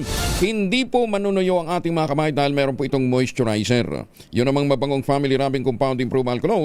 Ayun po yung mabangong isopropyl alcohol na ginagamit po ng mga masahista, mga barbero, mga doktor, mga nurse, mga komadrona for sponge beating and other cleansing purposes. Family rubbing alcohol parang DCRH mukna sa mahabang panahon. Mabibili sa namang butik at convenience stores nationwide. Family rubbing alcohol hindi lang pampamilya, pang sports pa. Magandang umaga kay Asek Cecil Bangcasantos dyan po sa Canada. Maganda umaga, Pilipinas! Good morning, Mayor Senny Mendoza dyan po sa Talisay, Batangas. Magandang umaga din kay Justice Energito, Justice Max De Leon, kay Justice Raul Villanueva, kay Tita Sally. Magandang umaga din kay Chief Justice Alex Mundo, Justice Maidas Marquez. And mga justices ho natin sa iba't ibang panig ho ng mundo. At yung mga taga Sandigan Bayan at Court of Tax Appeals. Salamat ho sa inyong pagtutok. Maganda umaga, Pilipinas! 19 na minuto na makalipas ang alas 5 na umaga.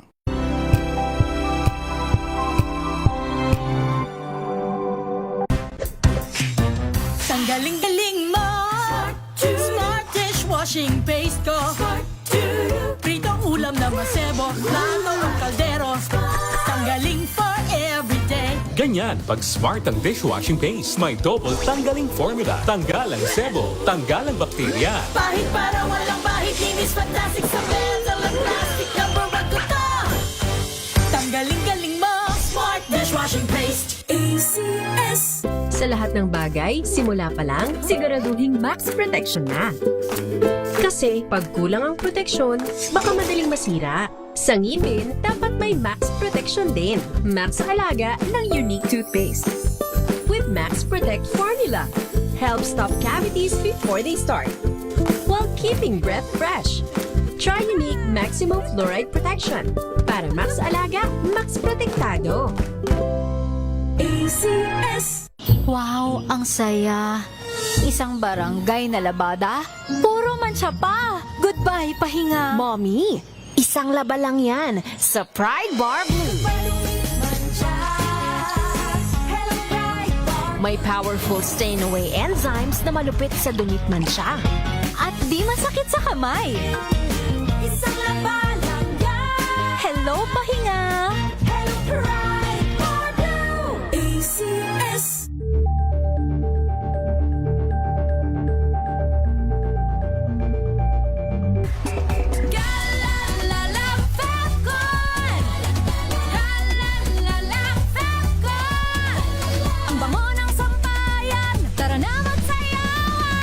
Calefacton, amoy nakaka-joyful.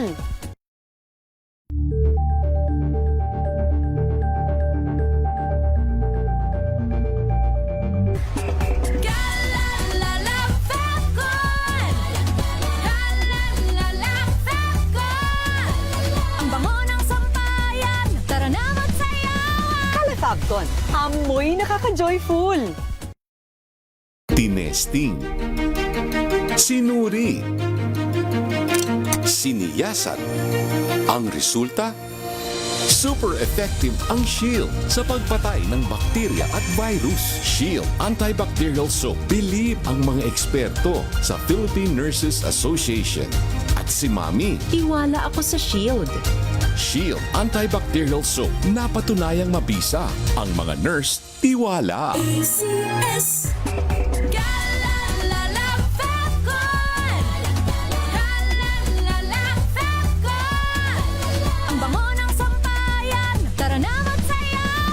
Calefacton, amoy nakaka-joyful.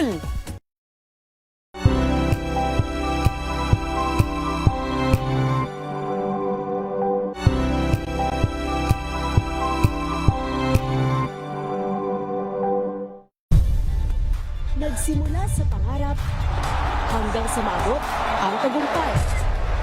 Iba't ibang kwento, iba't ibang mukha ng atletang Pilipino. Mas pinatindi, mas pinalakas, at mas pinaaksyon sa Match Point tuwing Sabado, 12:30 ng tanghali sa DZRH TV.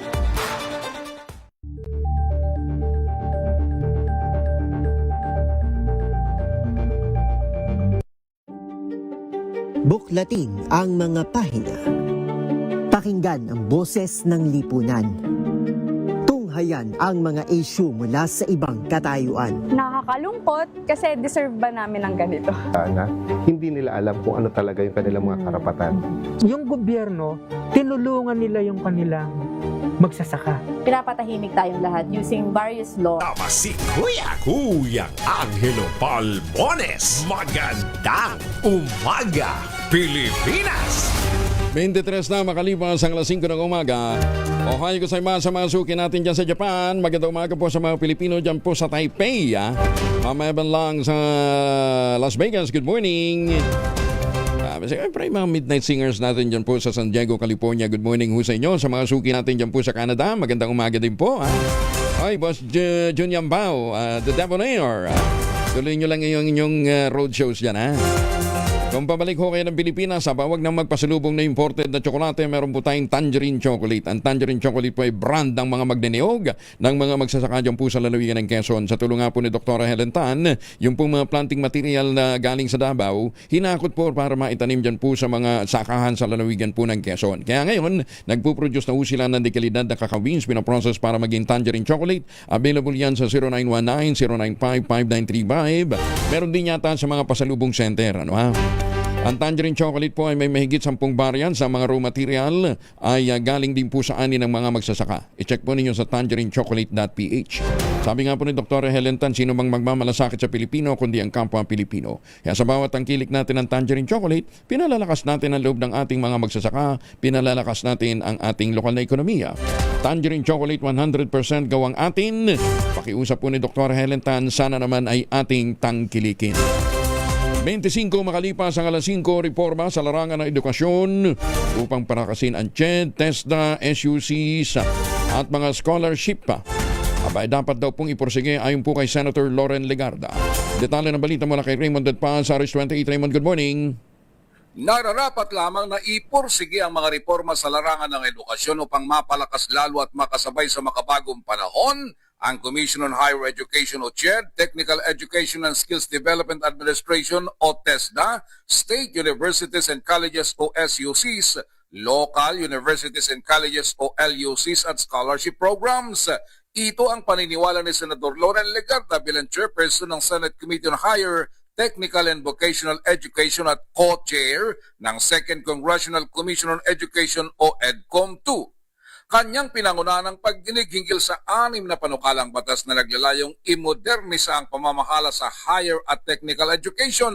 Binigyang diniligard na matagal nang dapat na isakatuparan ng mga reforma sapagkat ang mga charter ng CHED at TESDA ay ipinasa mahigit 3 dekada na ang nakalipas. Iprinisinta ng EDCOM 2 ang mga natuklasan hinggil sa mga problema sa mga LUCs kabilang ng hindi pantay na sahod ng mga guro. Binanggit ng komisyon na nahihirapan ng mga mahirap na lokal na pamahalaan na makakuha ng kwalipikadong guro dahil sa mababang salary grade na nagdudulot ng tuloy-tuloy na mababang kalidad ng edukasyon.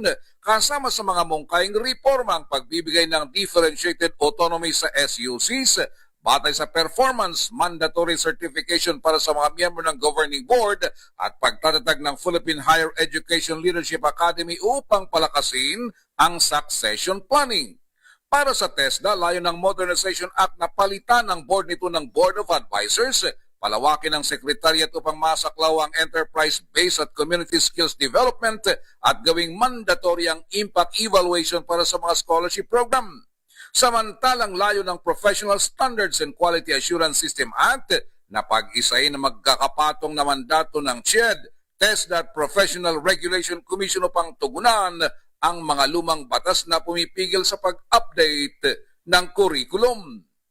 Ito si RH28 Raymond Adpas para sa DCRH, una sa Pilipinas, una sa Pilipino. Maraming salamat, Raymond. Magandang umaga, Pilipinas! Magandang umaga sa mga Pilipino dyan sa South Korea. Anong sayo? Ayan, at magandang umaga din po sa mga suki natin dyan po sa Balagtas, Batangas.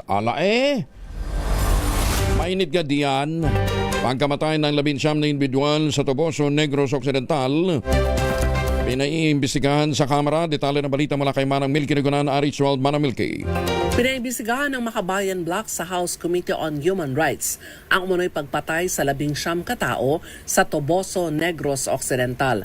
Ayon sa Makabayan Block, layunin ng hearing na malaman ang katotohanan. Sa report, isinasangkot ang 79th Infantry Battalion ng Armed Forces of the Philippines sa umunoy pagmassacre sa 19 na individual. Bukod sa umunoy massacre, iniimbestigahan din ang forced evacuation ng mga residente at ang malawak na military operation sa Negros Occidental. Sabi ng Makabayan, hindi pwedeng basta-basta na lamang tanggapin ang salaysay ng militar habang may mga testigo at ebidensyang nagpapakita ng ibang katotohanan. Kasama sa resolusyon ng Makabayan Block ang independent and impartial investigations ng Commission on Human Rights, maging mga credible human rights organization at pagkundina sa paggamit ng dahas sa mga counter-insurgency operations. Ako si Milky Reguna nagulat para sa DZRH, una sa Pilipinas, una sa Pilipino. Maraming salamat, Manang Milky. Ano daw to? Researcher. Researcher, ba't nga may mga baril? May mga bandolier. Tapos sabi naman ng isang kagrupo nila sa Makabayan, ano yun? Lamin siya mampatay sa mga NPA. Bakit walang patay sa sundalo? Hindi mo maintindihan. Di ba? Ay, susme. Pinaplano naman ng Bureau of Internal Revenue at ang Presidential Anti-Organized Crime Commission ang paggamit na ng mga makbagong teknolohiya tulad ng data at blockchain analytics upang masiguro ang pagbabayad ng tamang buwis ng mga online sellers sa bansa.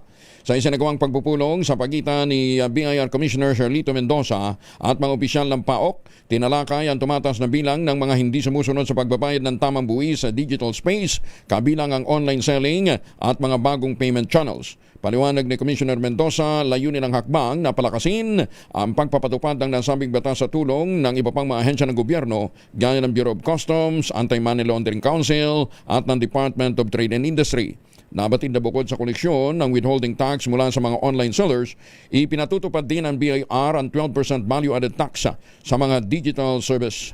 Matatanda ang noong 2024 pa nagsimula ang pangungulekta ng withholding tax sa mga electronic marketplace operators gaya ng Shopee at Lazada mula sa kanilang mga merchants. Magandang umaga muli sa ating mga kaibigan dyan po sa BIR, ha? Lalong-lalo na yun doon sa mga nabubwisit. Doon ho sa mga tiwali at saka mga pasaway na patuloy pa rin ipinatutupad ang kansiladong LOA, ha? Kaya si Commissioner Mendoza, ang balak ko ay magkaroon na ng malawakang inventaryo para po doon sa mga inisyong mga LOA noon. Lalong-lalo na masilip kung sino ang mga pumirma doon sa technical terminal pala, hindi technical, terminal report.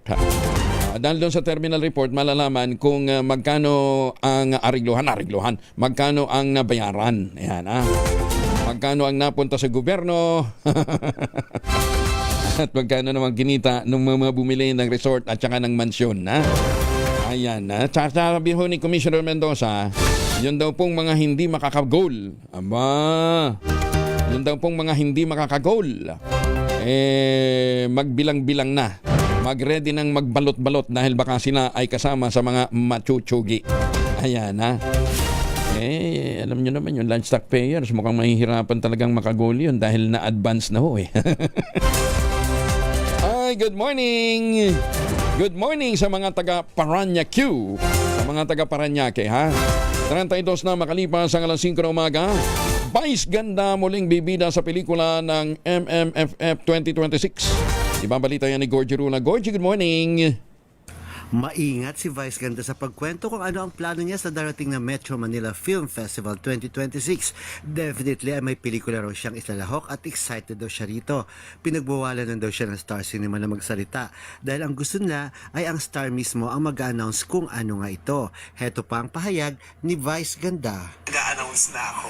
So, wag na muna. Pero bongga yung kakolab ko this time. Yung mga Basta, masabog collab. Pero may ka-collab talaga na bago. Yeah. Na ngayon mo palang makakasama.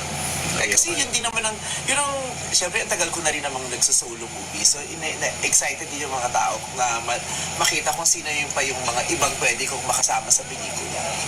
Yan ang pahayag ni Vice Ganda at ang maraming ang nagdududa na si Vic Soto nga ba itong makakakolab niya dahil ngayon lang daw niya ito makakasama.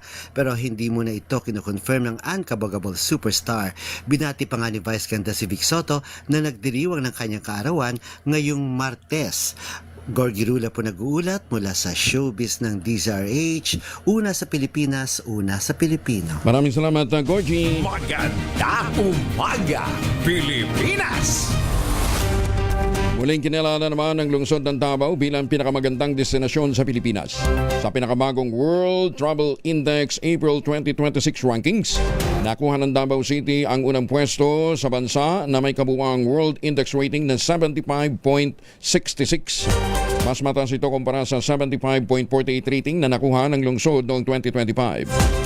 Umapangalaw naman sa listahan ang Puerto Princesa sa Palawan.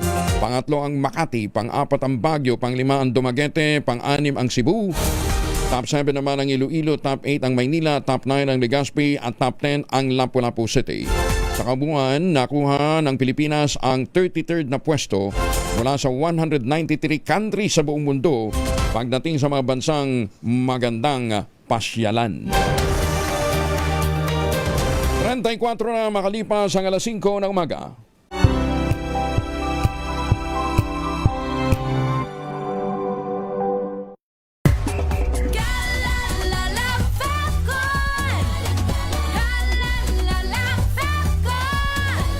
Ang bango ng sampayan, tara na magsayawan. Calafabcon, amoy nakaka-joyful.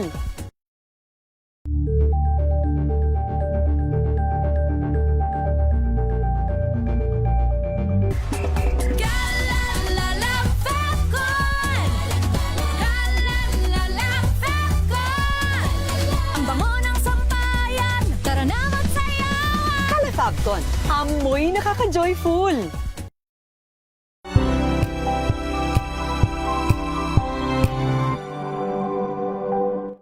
Maulan man, no worries na amoy kulob ang damit. Charm Fabcon, bangong kumaka-bloom, tanggal amoy kulog sa bango ng charm. Kaya gamit ko, Charm Fabcon with Bloom Fresh technology. Kills 99.9% of kulob-causing bacteria.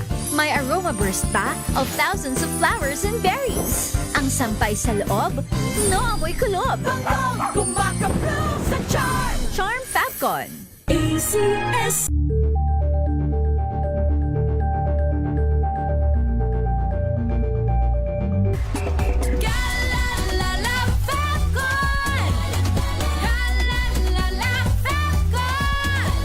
Ang bango ng sampay.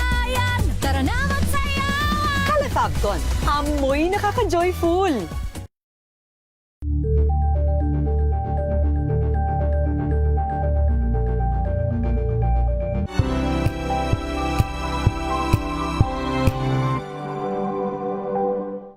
Through education, kayang-kaya nating baguhin yung ganitong klaseng pag-iisip. Isang kwento, iba't ibang anggulo. Dito, sa Point of View.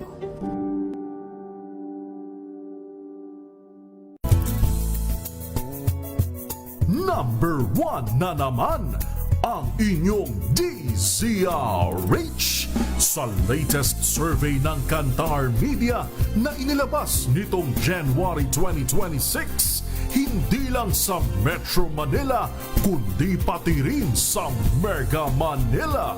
Patunay na DZRH lang ang inyong tunay at totoong pinagkakatiwalaan. Taos-puso po kaming nagpapasalamat sa inyong patuloy na pagtitiwala dahil ang DZRH, una sa Pilipinas, una sa Pilipino. Saan ka man sa mundo, tayo Pilipino. We've got you covered. From the hottest hits, exclusive interviews, kilig to the bones fan meet experience, and hataw performances of your favorite stars.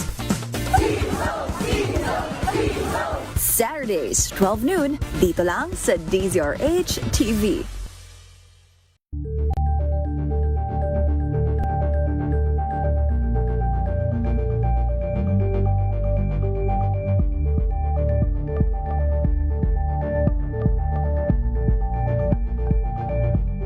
Curious ka ba sa maraming bagay? Kami na ang bahala dyan. Aalamin, tutuklasin at bibigyang linaw namin ang mga katanungang bumabagabag sa inyong isipan. Sa programa kung saan ang bawat sagot ay galing lamang sa mga eksperto. Ang Expert's Opinion, tuwing linggo alas 3 ng hapon, dito lang sa DZRH TV.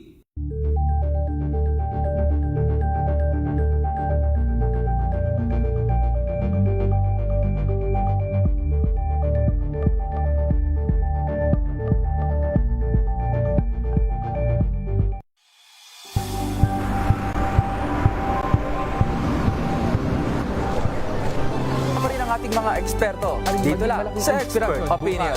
Ito ang The Better News. TNVS. Trending and Isang kwento, iba't ibang anggulo. Dito sa Point of View. Bawat pananagutan ating tatalakayin dito sa Hoy. Bawal yan. Pilipino, dito lang sa DZRH TV, match up with entertainment and lifestyle. Ito ang MBC TV Network News. Una sa Pilipinas, una sa Pilipino.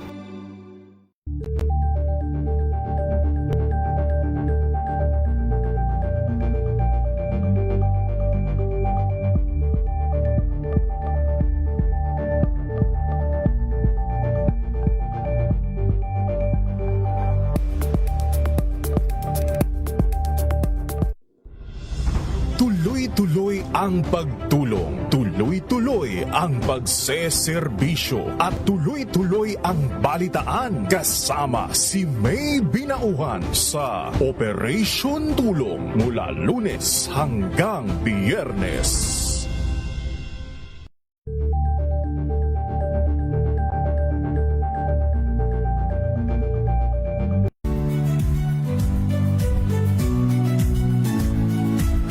Magandang araw mga kaibigan. Ito po ang inyong balerina ng bayan, si Lisa Makuhay Lizalde, na nag-aanyaya sa inyong samahan kami at ang aming mga espesyal na panauhin para sa kalahating oras ng masayang kwentuhan sa aming programang Art to Art, kung saan ang usapang sining at kultura ay para sa lahat.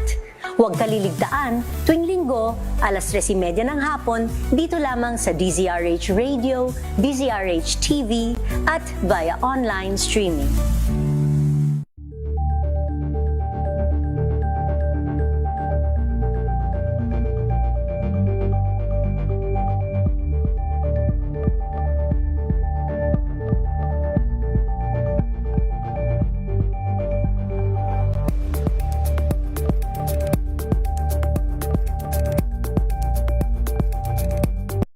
maagang balitaan, maagang usapan sa mga issue at balita. Kasama si Kuya Angelo Palmones sa Magandang Umaga Pilipinas. Mula Lunes hanggang Biyernes.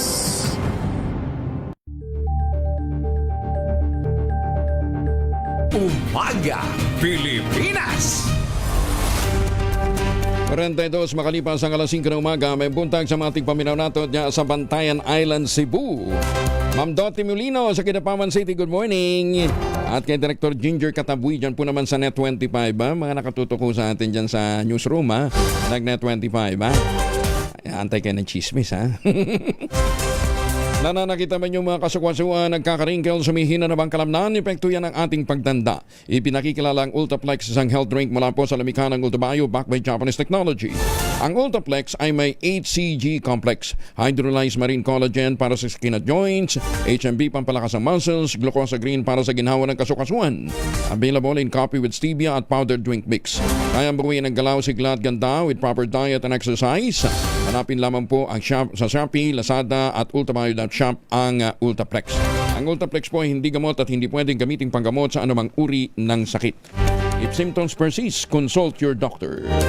Magandang umaga sa mga taga-BCDA ba? Ang kanilang presidente dyan si Jake Bingkang. President Jake, tuloy ba yung bidding today ng proyekto para po sa rehabilitasyon, repair and rehabilitation ng Pasig Potrero Bridge dyan po sa SCTEX na ngayon po ay one lane passable lang kasi medyo delikado na daw po ito. Yung phase 1 ng rehabilitasyon ng Pasig Potrero Bridge ay nagkakahalaga lang naman ng 2.5 billion pesos. Ayan Tapos yung phase 1B ay 840 million pesos. Ayan Mamaya po, ngayon pong araw na ito, April 28 ang bidding. Tatanungin natin dito sa aking kausap na Pipit, mahagwagang Pipit, pwede mo bang ibulong sa atin kung sino ang may potensyal na manalo? RD Policarpio and Company, Sino Road and Bridge Group Company Limited, yung consortium nila ang posibleng manalo. Magaling yan.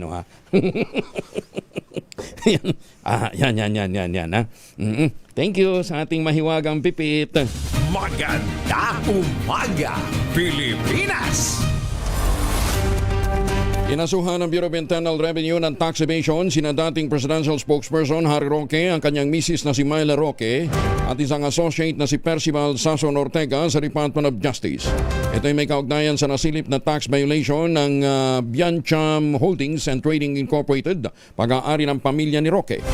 Ayon sa BIR, hindi naghain ng kaukulang tax returns ang mga respondent at hindi rin sila nagbayad ng buwis para sa pag-transfer ng shares at pagtaas ng otorisadong capital stock. Batay sa datos, ang kanilang tax deficiency ay tinatayang aabot ng mahigit sa 3.35 million pesos, kabilang ang surcharges at interest.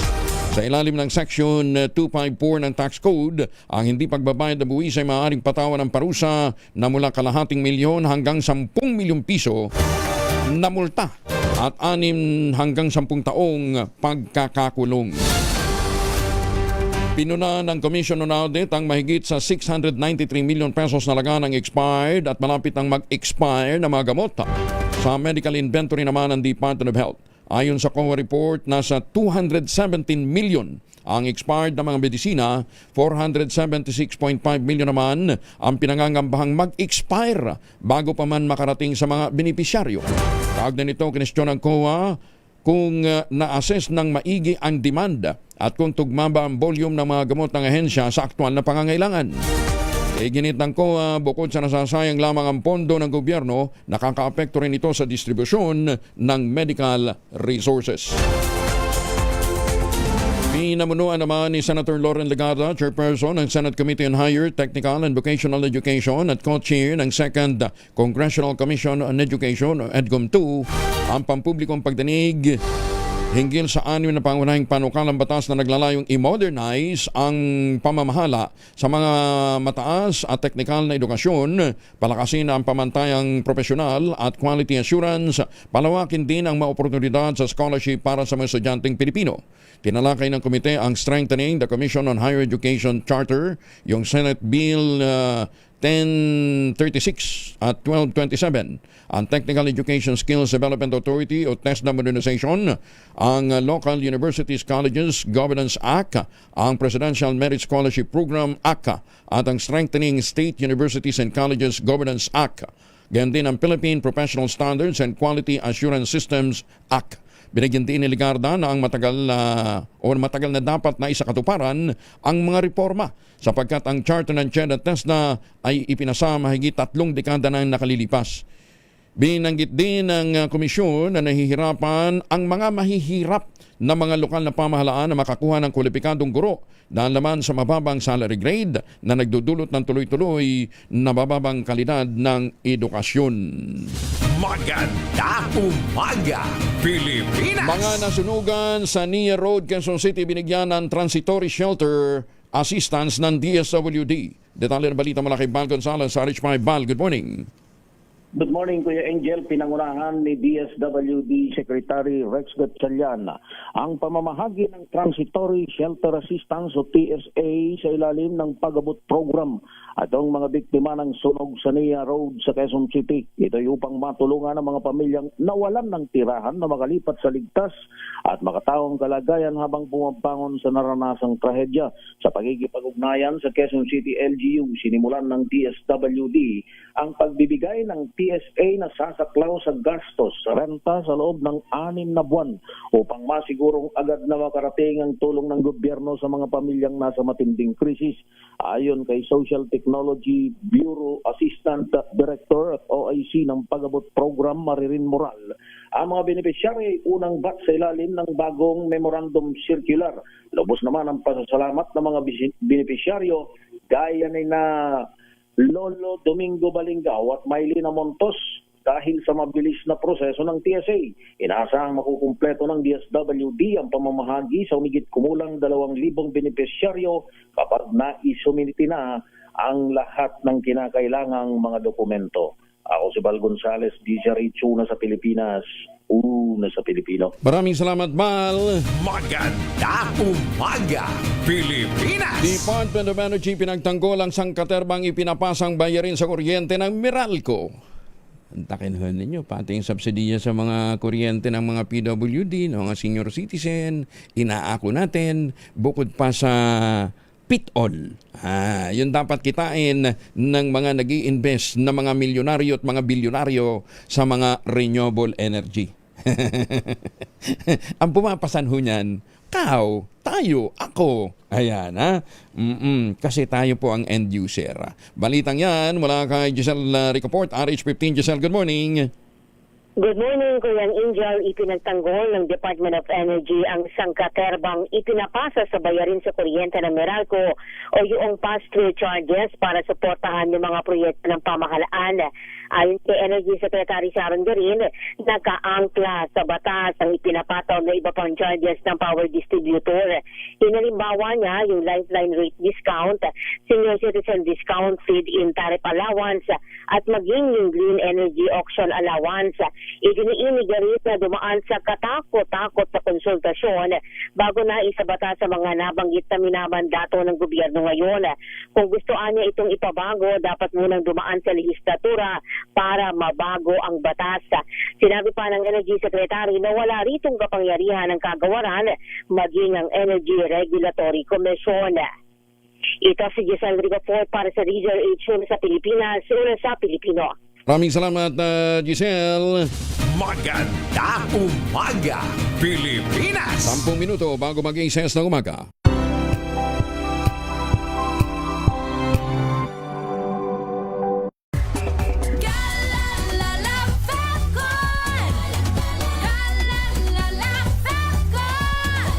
Ang bango ng sampayan, tara na magsayawan! Calafabcon, amoy nakaka-joyful!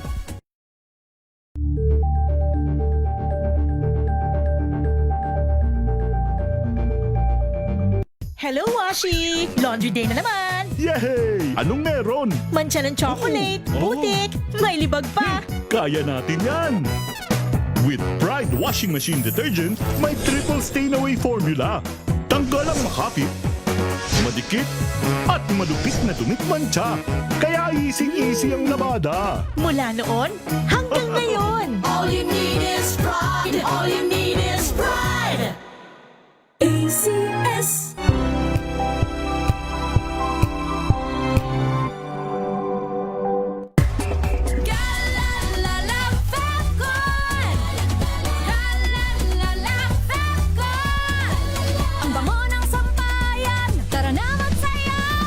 Fabcon, amoy nakaka-joyful.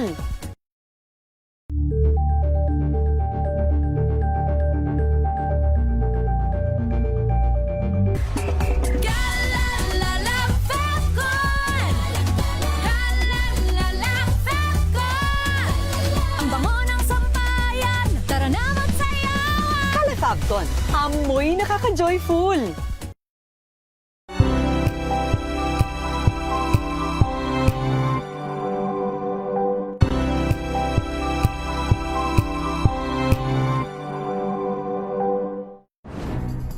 Good vibes ang hanap mo?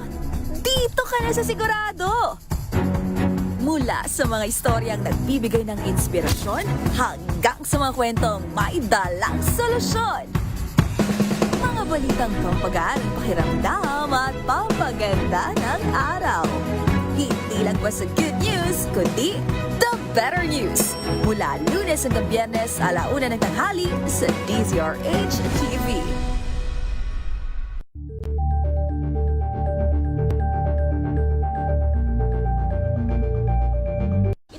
Ng naitalang 17 individual na ang kanilang naaresto. Metro Manila Development Authority o MMDA ang No Contact Apprehension Policy o NCAP sa Metro Manila. Sa ang ilang mga dokumento ay peke. Hindi rin legal ang employment na ipinangako sa kanila. Sa mata ng batas, mananagot ang sangkot at may sala.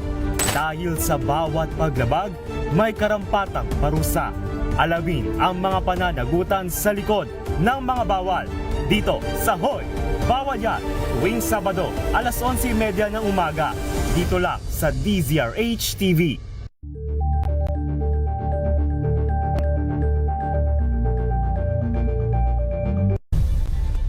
Nagsimula sa pangarap hanggang sa maabot ang tagumpay. Iba't ibang kwento, iba't ibang mukha ng atletang Pilipino.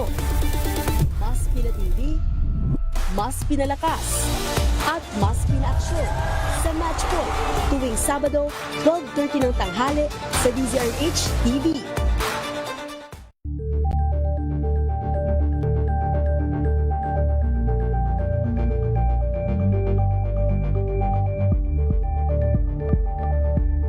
Angelo Palmones. Magandang umaga, Pilipinas! 6 na minuto na lamang bago po mag-ises na umaga ay giniit ng human rights advocate at public interest lawyer na si Attorney Antonio Bucoy na tila inaamin na ng asawa ni BP Inday Sara, si Attorney Manscarpio, ang kahinahilala nilang bank record na ibinunyag ng Anti-Money Laundering Council. Ayon kay Attorney Bucoy, dahil sa paghahain ng kaso ni Carpio, kaugnay naman ay paglabag sa batas na ginawa ng AMLAC. Pinalalakas lamang nito ang hinala na totoo ang mga natuklasang record tungkol sa bank accounts nilang mag-asawa. Iginit ang abogado ang naturang reaksyon ng isang inaakusahan ng krimen ay sagutin dapat ang mga aligasyon at ipaliwanag kung bakit nito itinatanggi ang mga paratang. Salangatan niya ito sa naging tugon ng mag-asawang Duterte Carpio at pilit na hinaharang ang proseso halip na harapin ang mga akusasyon at depensahan ang kanilang sarili. Kasi kung kayo ay inakusahan ng isang krimen, ano bang natural na reaksyon ng tao? Ang natural na reaksyon ng tao, sagutin mo, itanggi mo, sagutin mo kung bakit mo itinatanggi. Hindi yung hahadlangan mo, haharangan mo yung proseso. Ito yung pagkakataon na mamimiss niya yung pagkakataon na harapin yung kanyang ang pag-uusig sa kanya. Ngayon, impliedly, inaamin niya. Ibig sabihin, wala siyang masabi. Ganun din ginagawa ng asawa niya, ni BP Sara. Bawal na lumabas ng bansa si Senator Francis Jesus Escudero at ng kaibigan nitong negosyanteng si Maynard Ngu.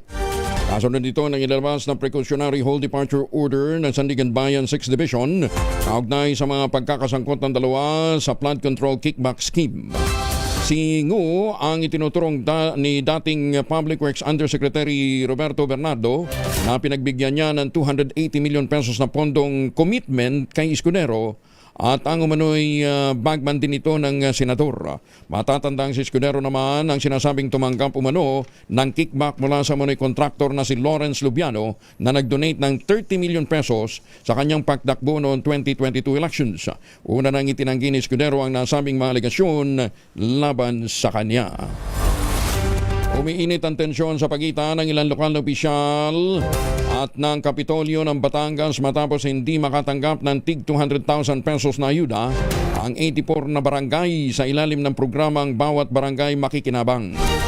Ayon sa mga apektadong kapitan, kompleto at naisumite na nila ang lahat ng kailangan dokumento noong pang April 17, ngunit laking gulat nila nang hindi sila isama sa listahan ng mga inimbitahan sa naturang distribusyon ng pondo na may kabuang halagang 16.8 million pesos. Sa isang pahayag, ibinunyag ng ABC President ng Taal, Batangas, na bago ang nakatakdang araw ng pamimigay, nagtanong sila sa Kapitolyo tungkol sa kanilang schedule. Pero sinabihan daw sila na depende kay Governor B kung isasama sila at meron daw itong tampurorot. Ganon? Dito nangako naman si Batangas 1st District Representative Leandro Leviste na aabunuhan na muna ang mga tig 200,000 pesos pag hindi na i-release ang mga tseke. Pero ipinadala din niya ng mga kapitan direkta sa Malacanang ang requirement na nasabit na nila sa Kapitolyo noong April 17. Ay, susme, sana naman walang ganun na walang politika sa pamamahagi ng ayuda dahil huyan naman ay pera ng bayan. Magandang umaga, Pilipinas!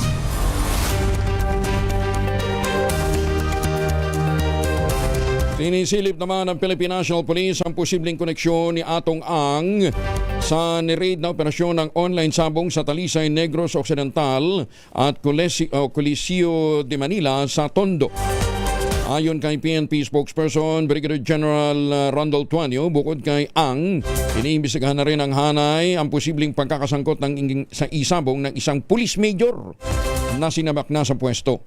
Sa ngayon ay tinutumbok na ng pagsisiyasat ng PNP ang ugnay ng nabanggit na police major sa gaming tycoon na akusado naman sa mga missing sabongero. Kasama po yan sa mga investigation. Ang mga nabanggit po na matiwala sa LNG, kung doon na po ang nasabi na sinapangan. Nagkasama rin sa investigation na sinasagawa ngayon si IDG, yung police major na nabanggit din po ang ating mga secretary, at yung connection din po ng isa po na nahuli sa Bacolod, at yung operations na nangyari sa March 20 po sa Tondo, yung actual na pinag-usapan po. Isang minuto na lamang, ACES na umaga, magtanim ng kawayan para sa kalikasan at kabuhayan. Kuya Angel po, si Angelo Palamones, nagiiwan sa inyo na isang magandang umaga. Maraming salamat sa inyo walang sawang pagsubaybay, pakikinig at pagtitiwala.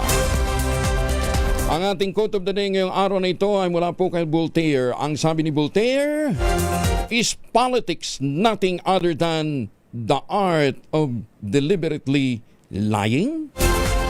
2x2 at ACS Balita, susunod na sa ilang saglit. Magandang umaga, Pilipinas! Oras, ACS na umaga.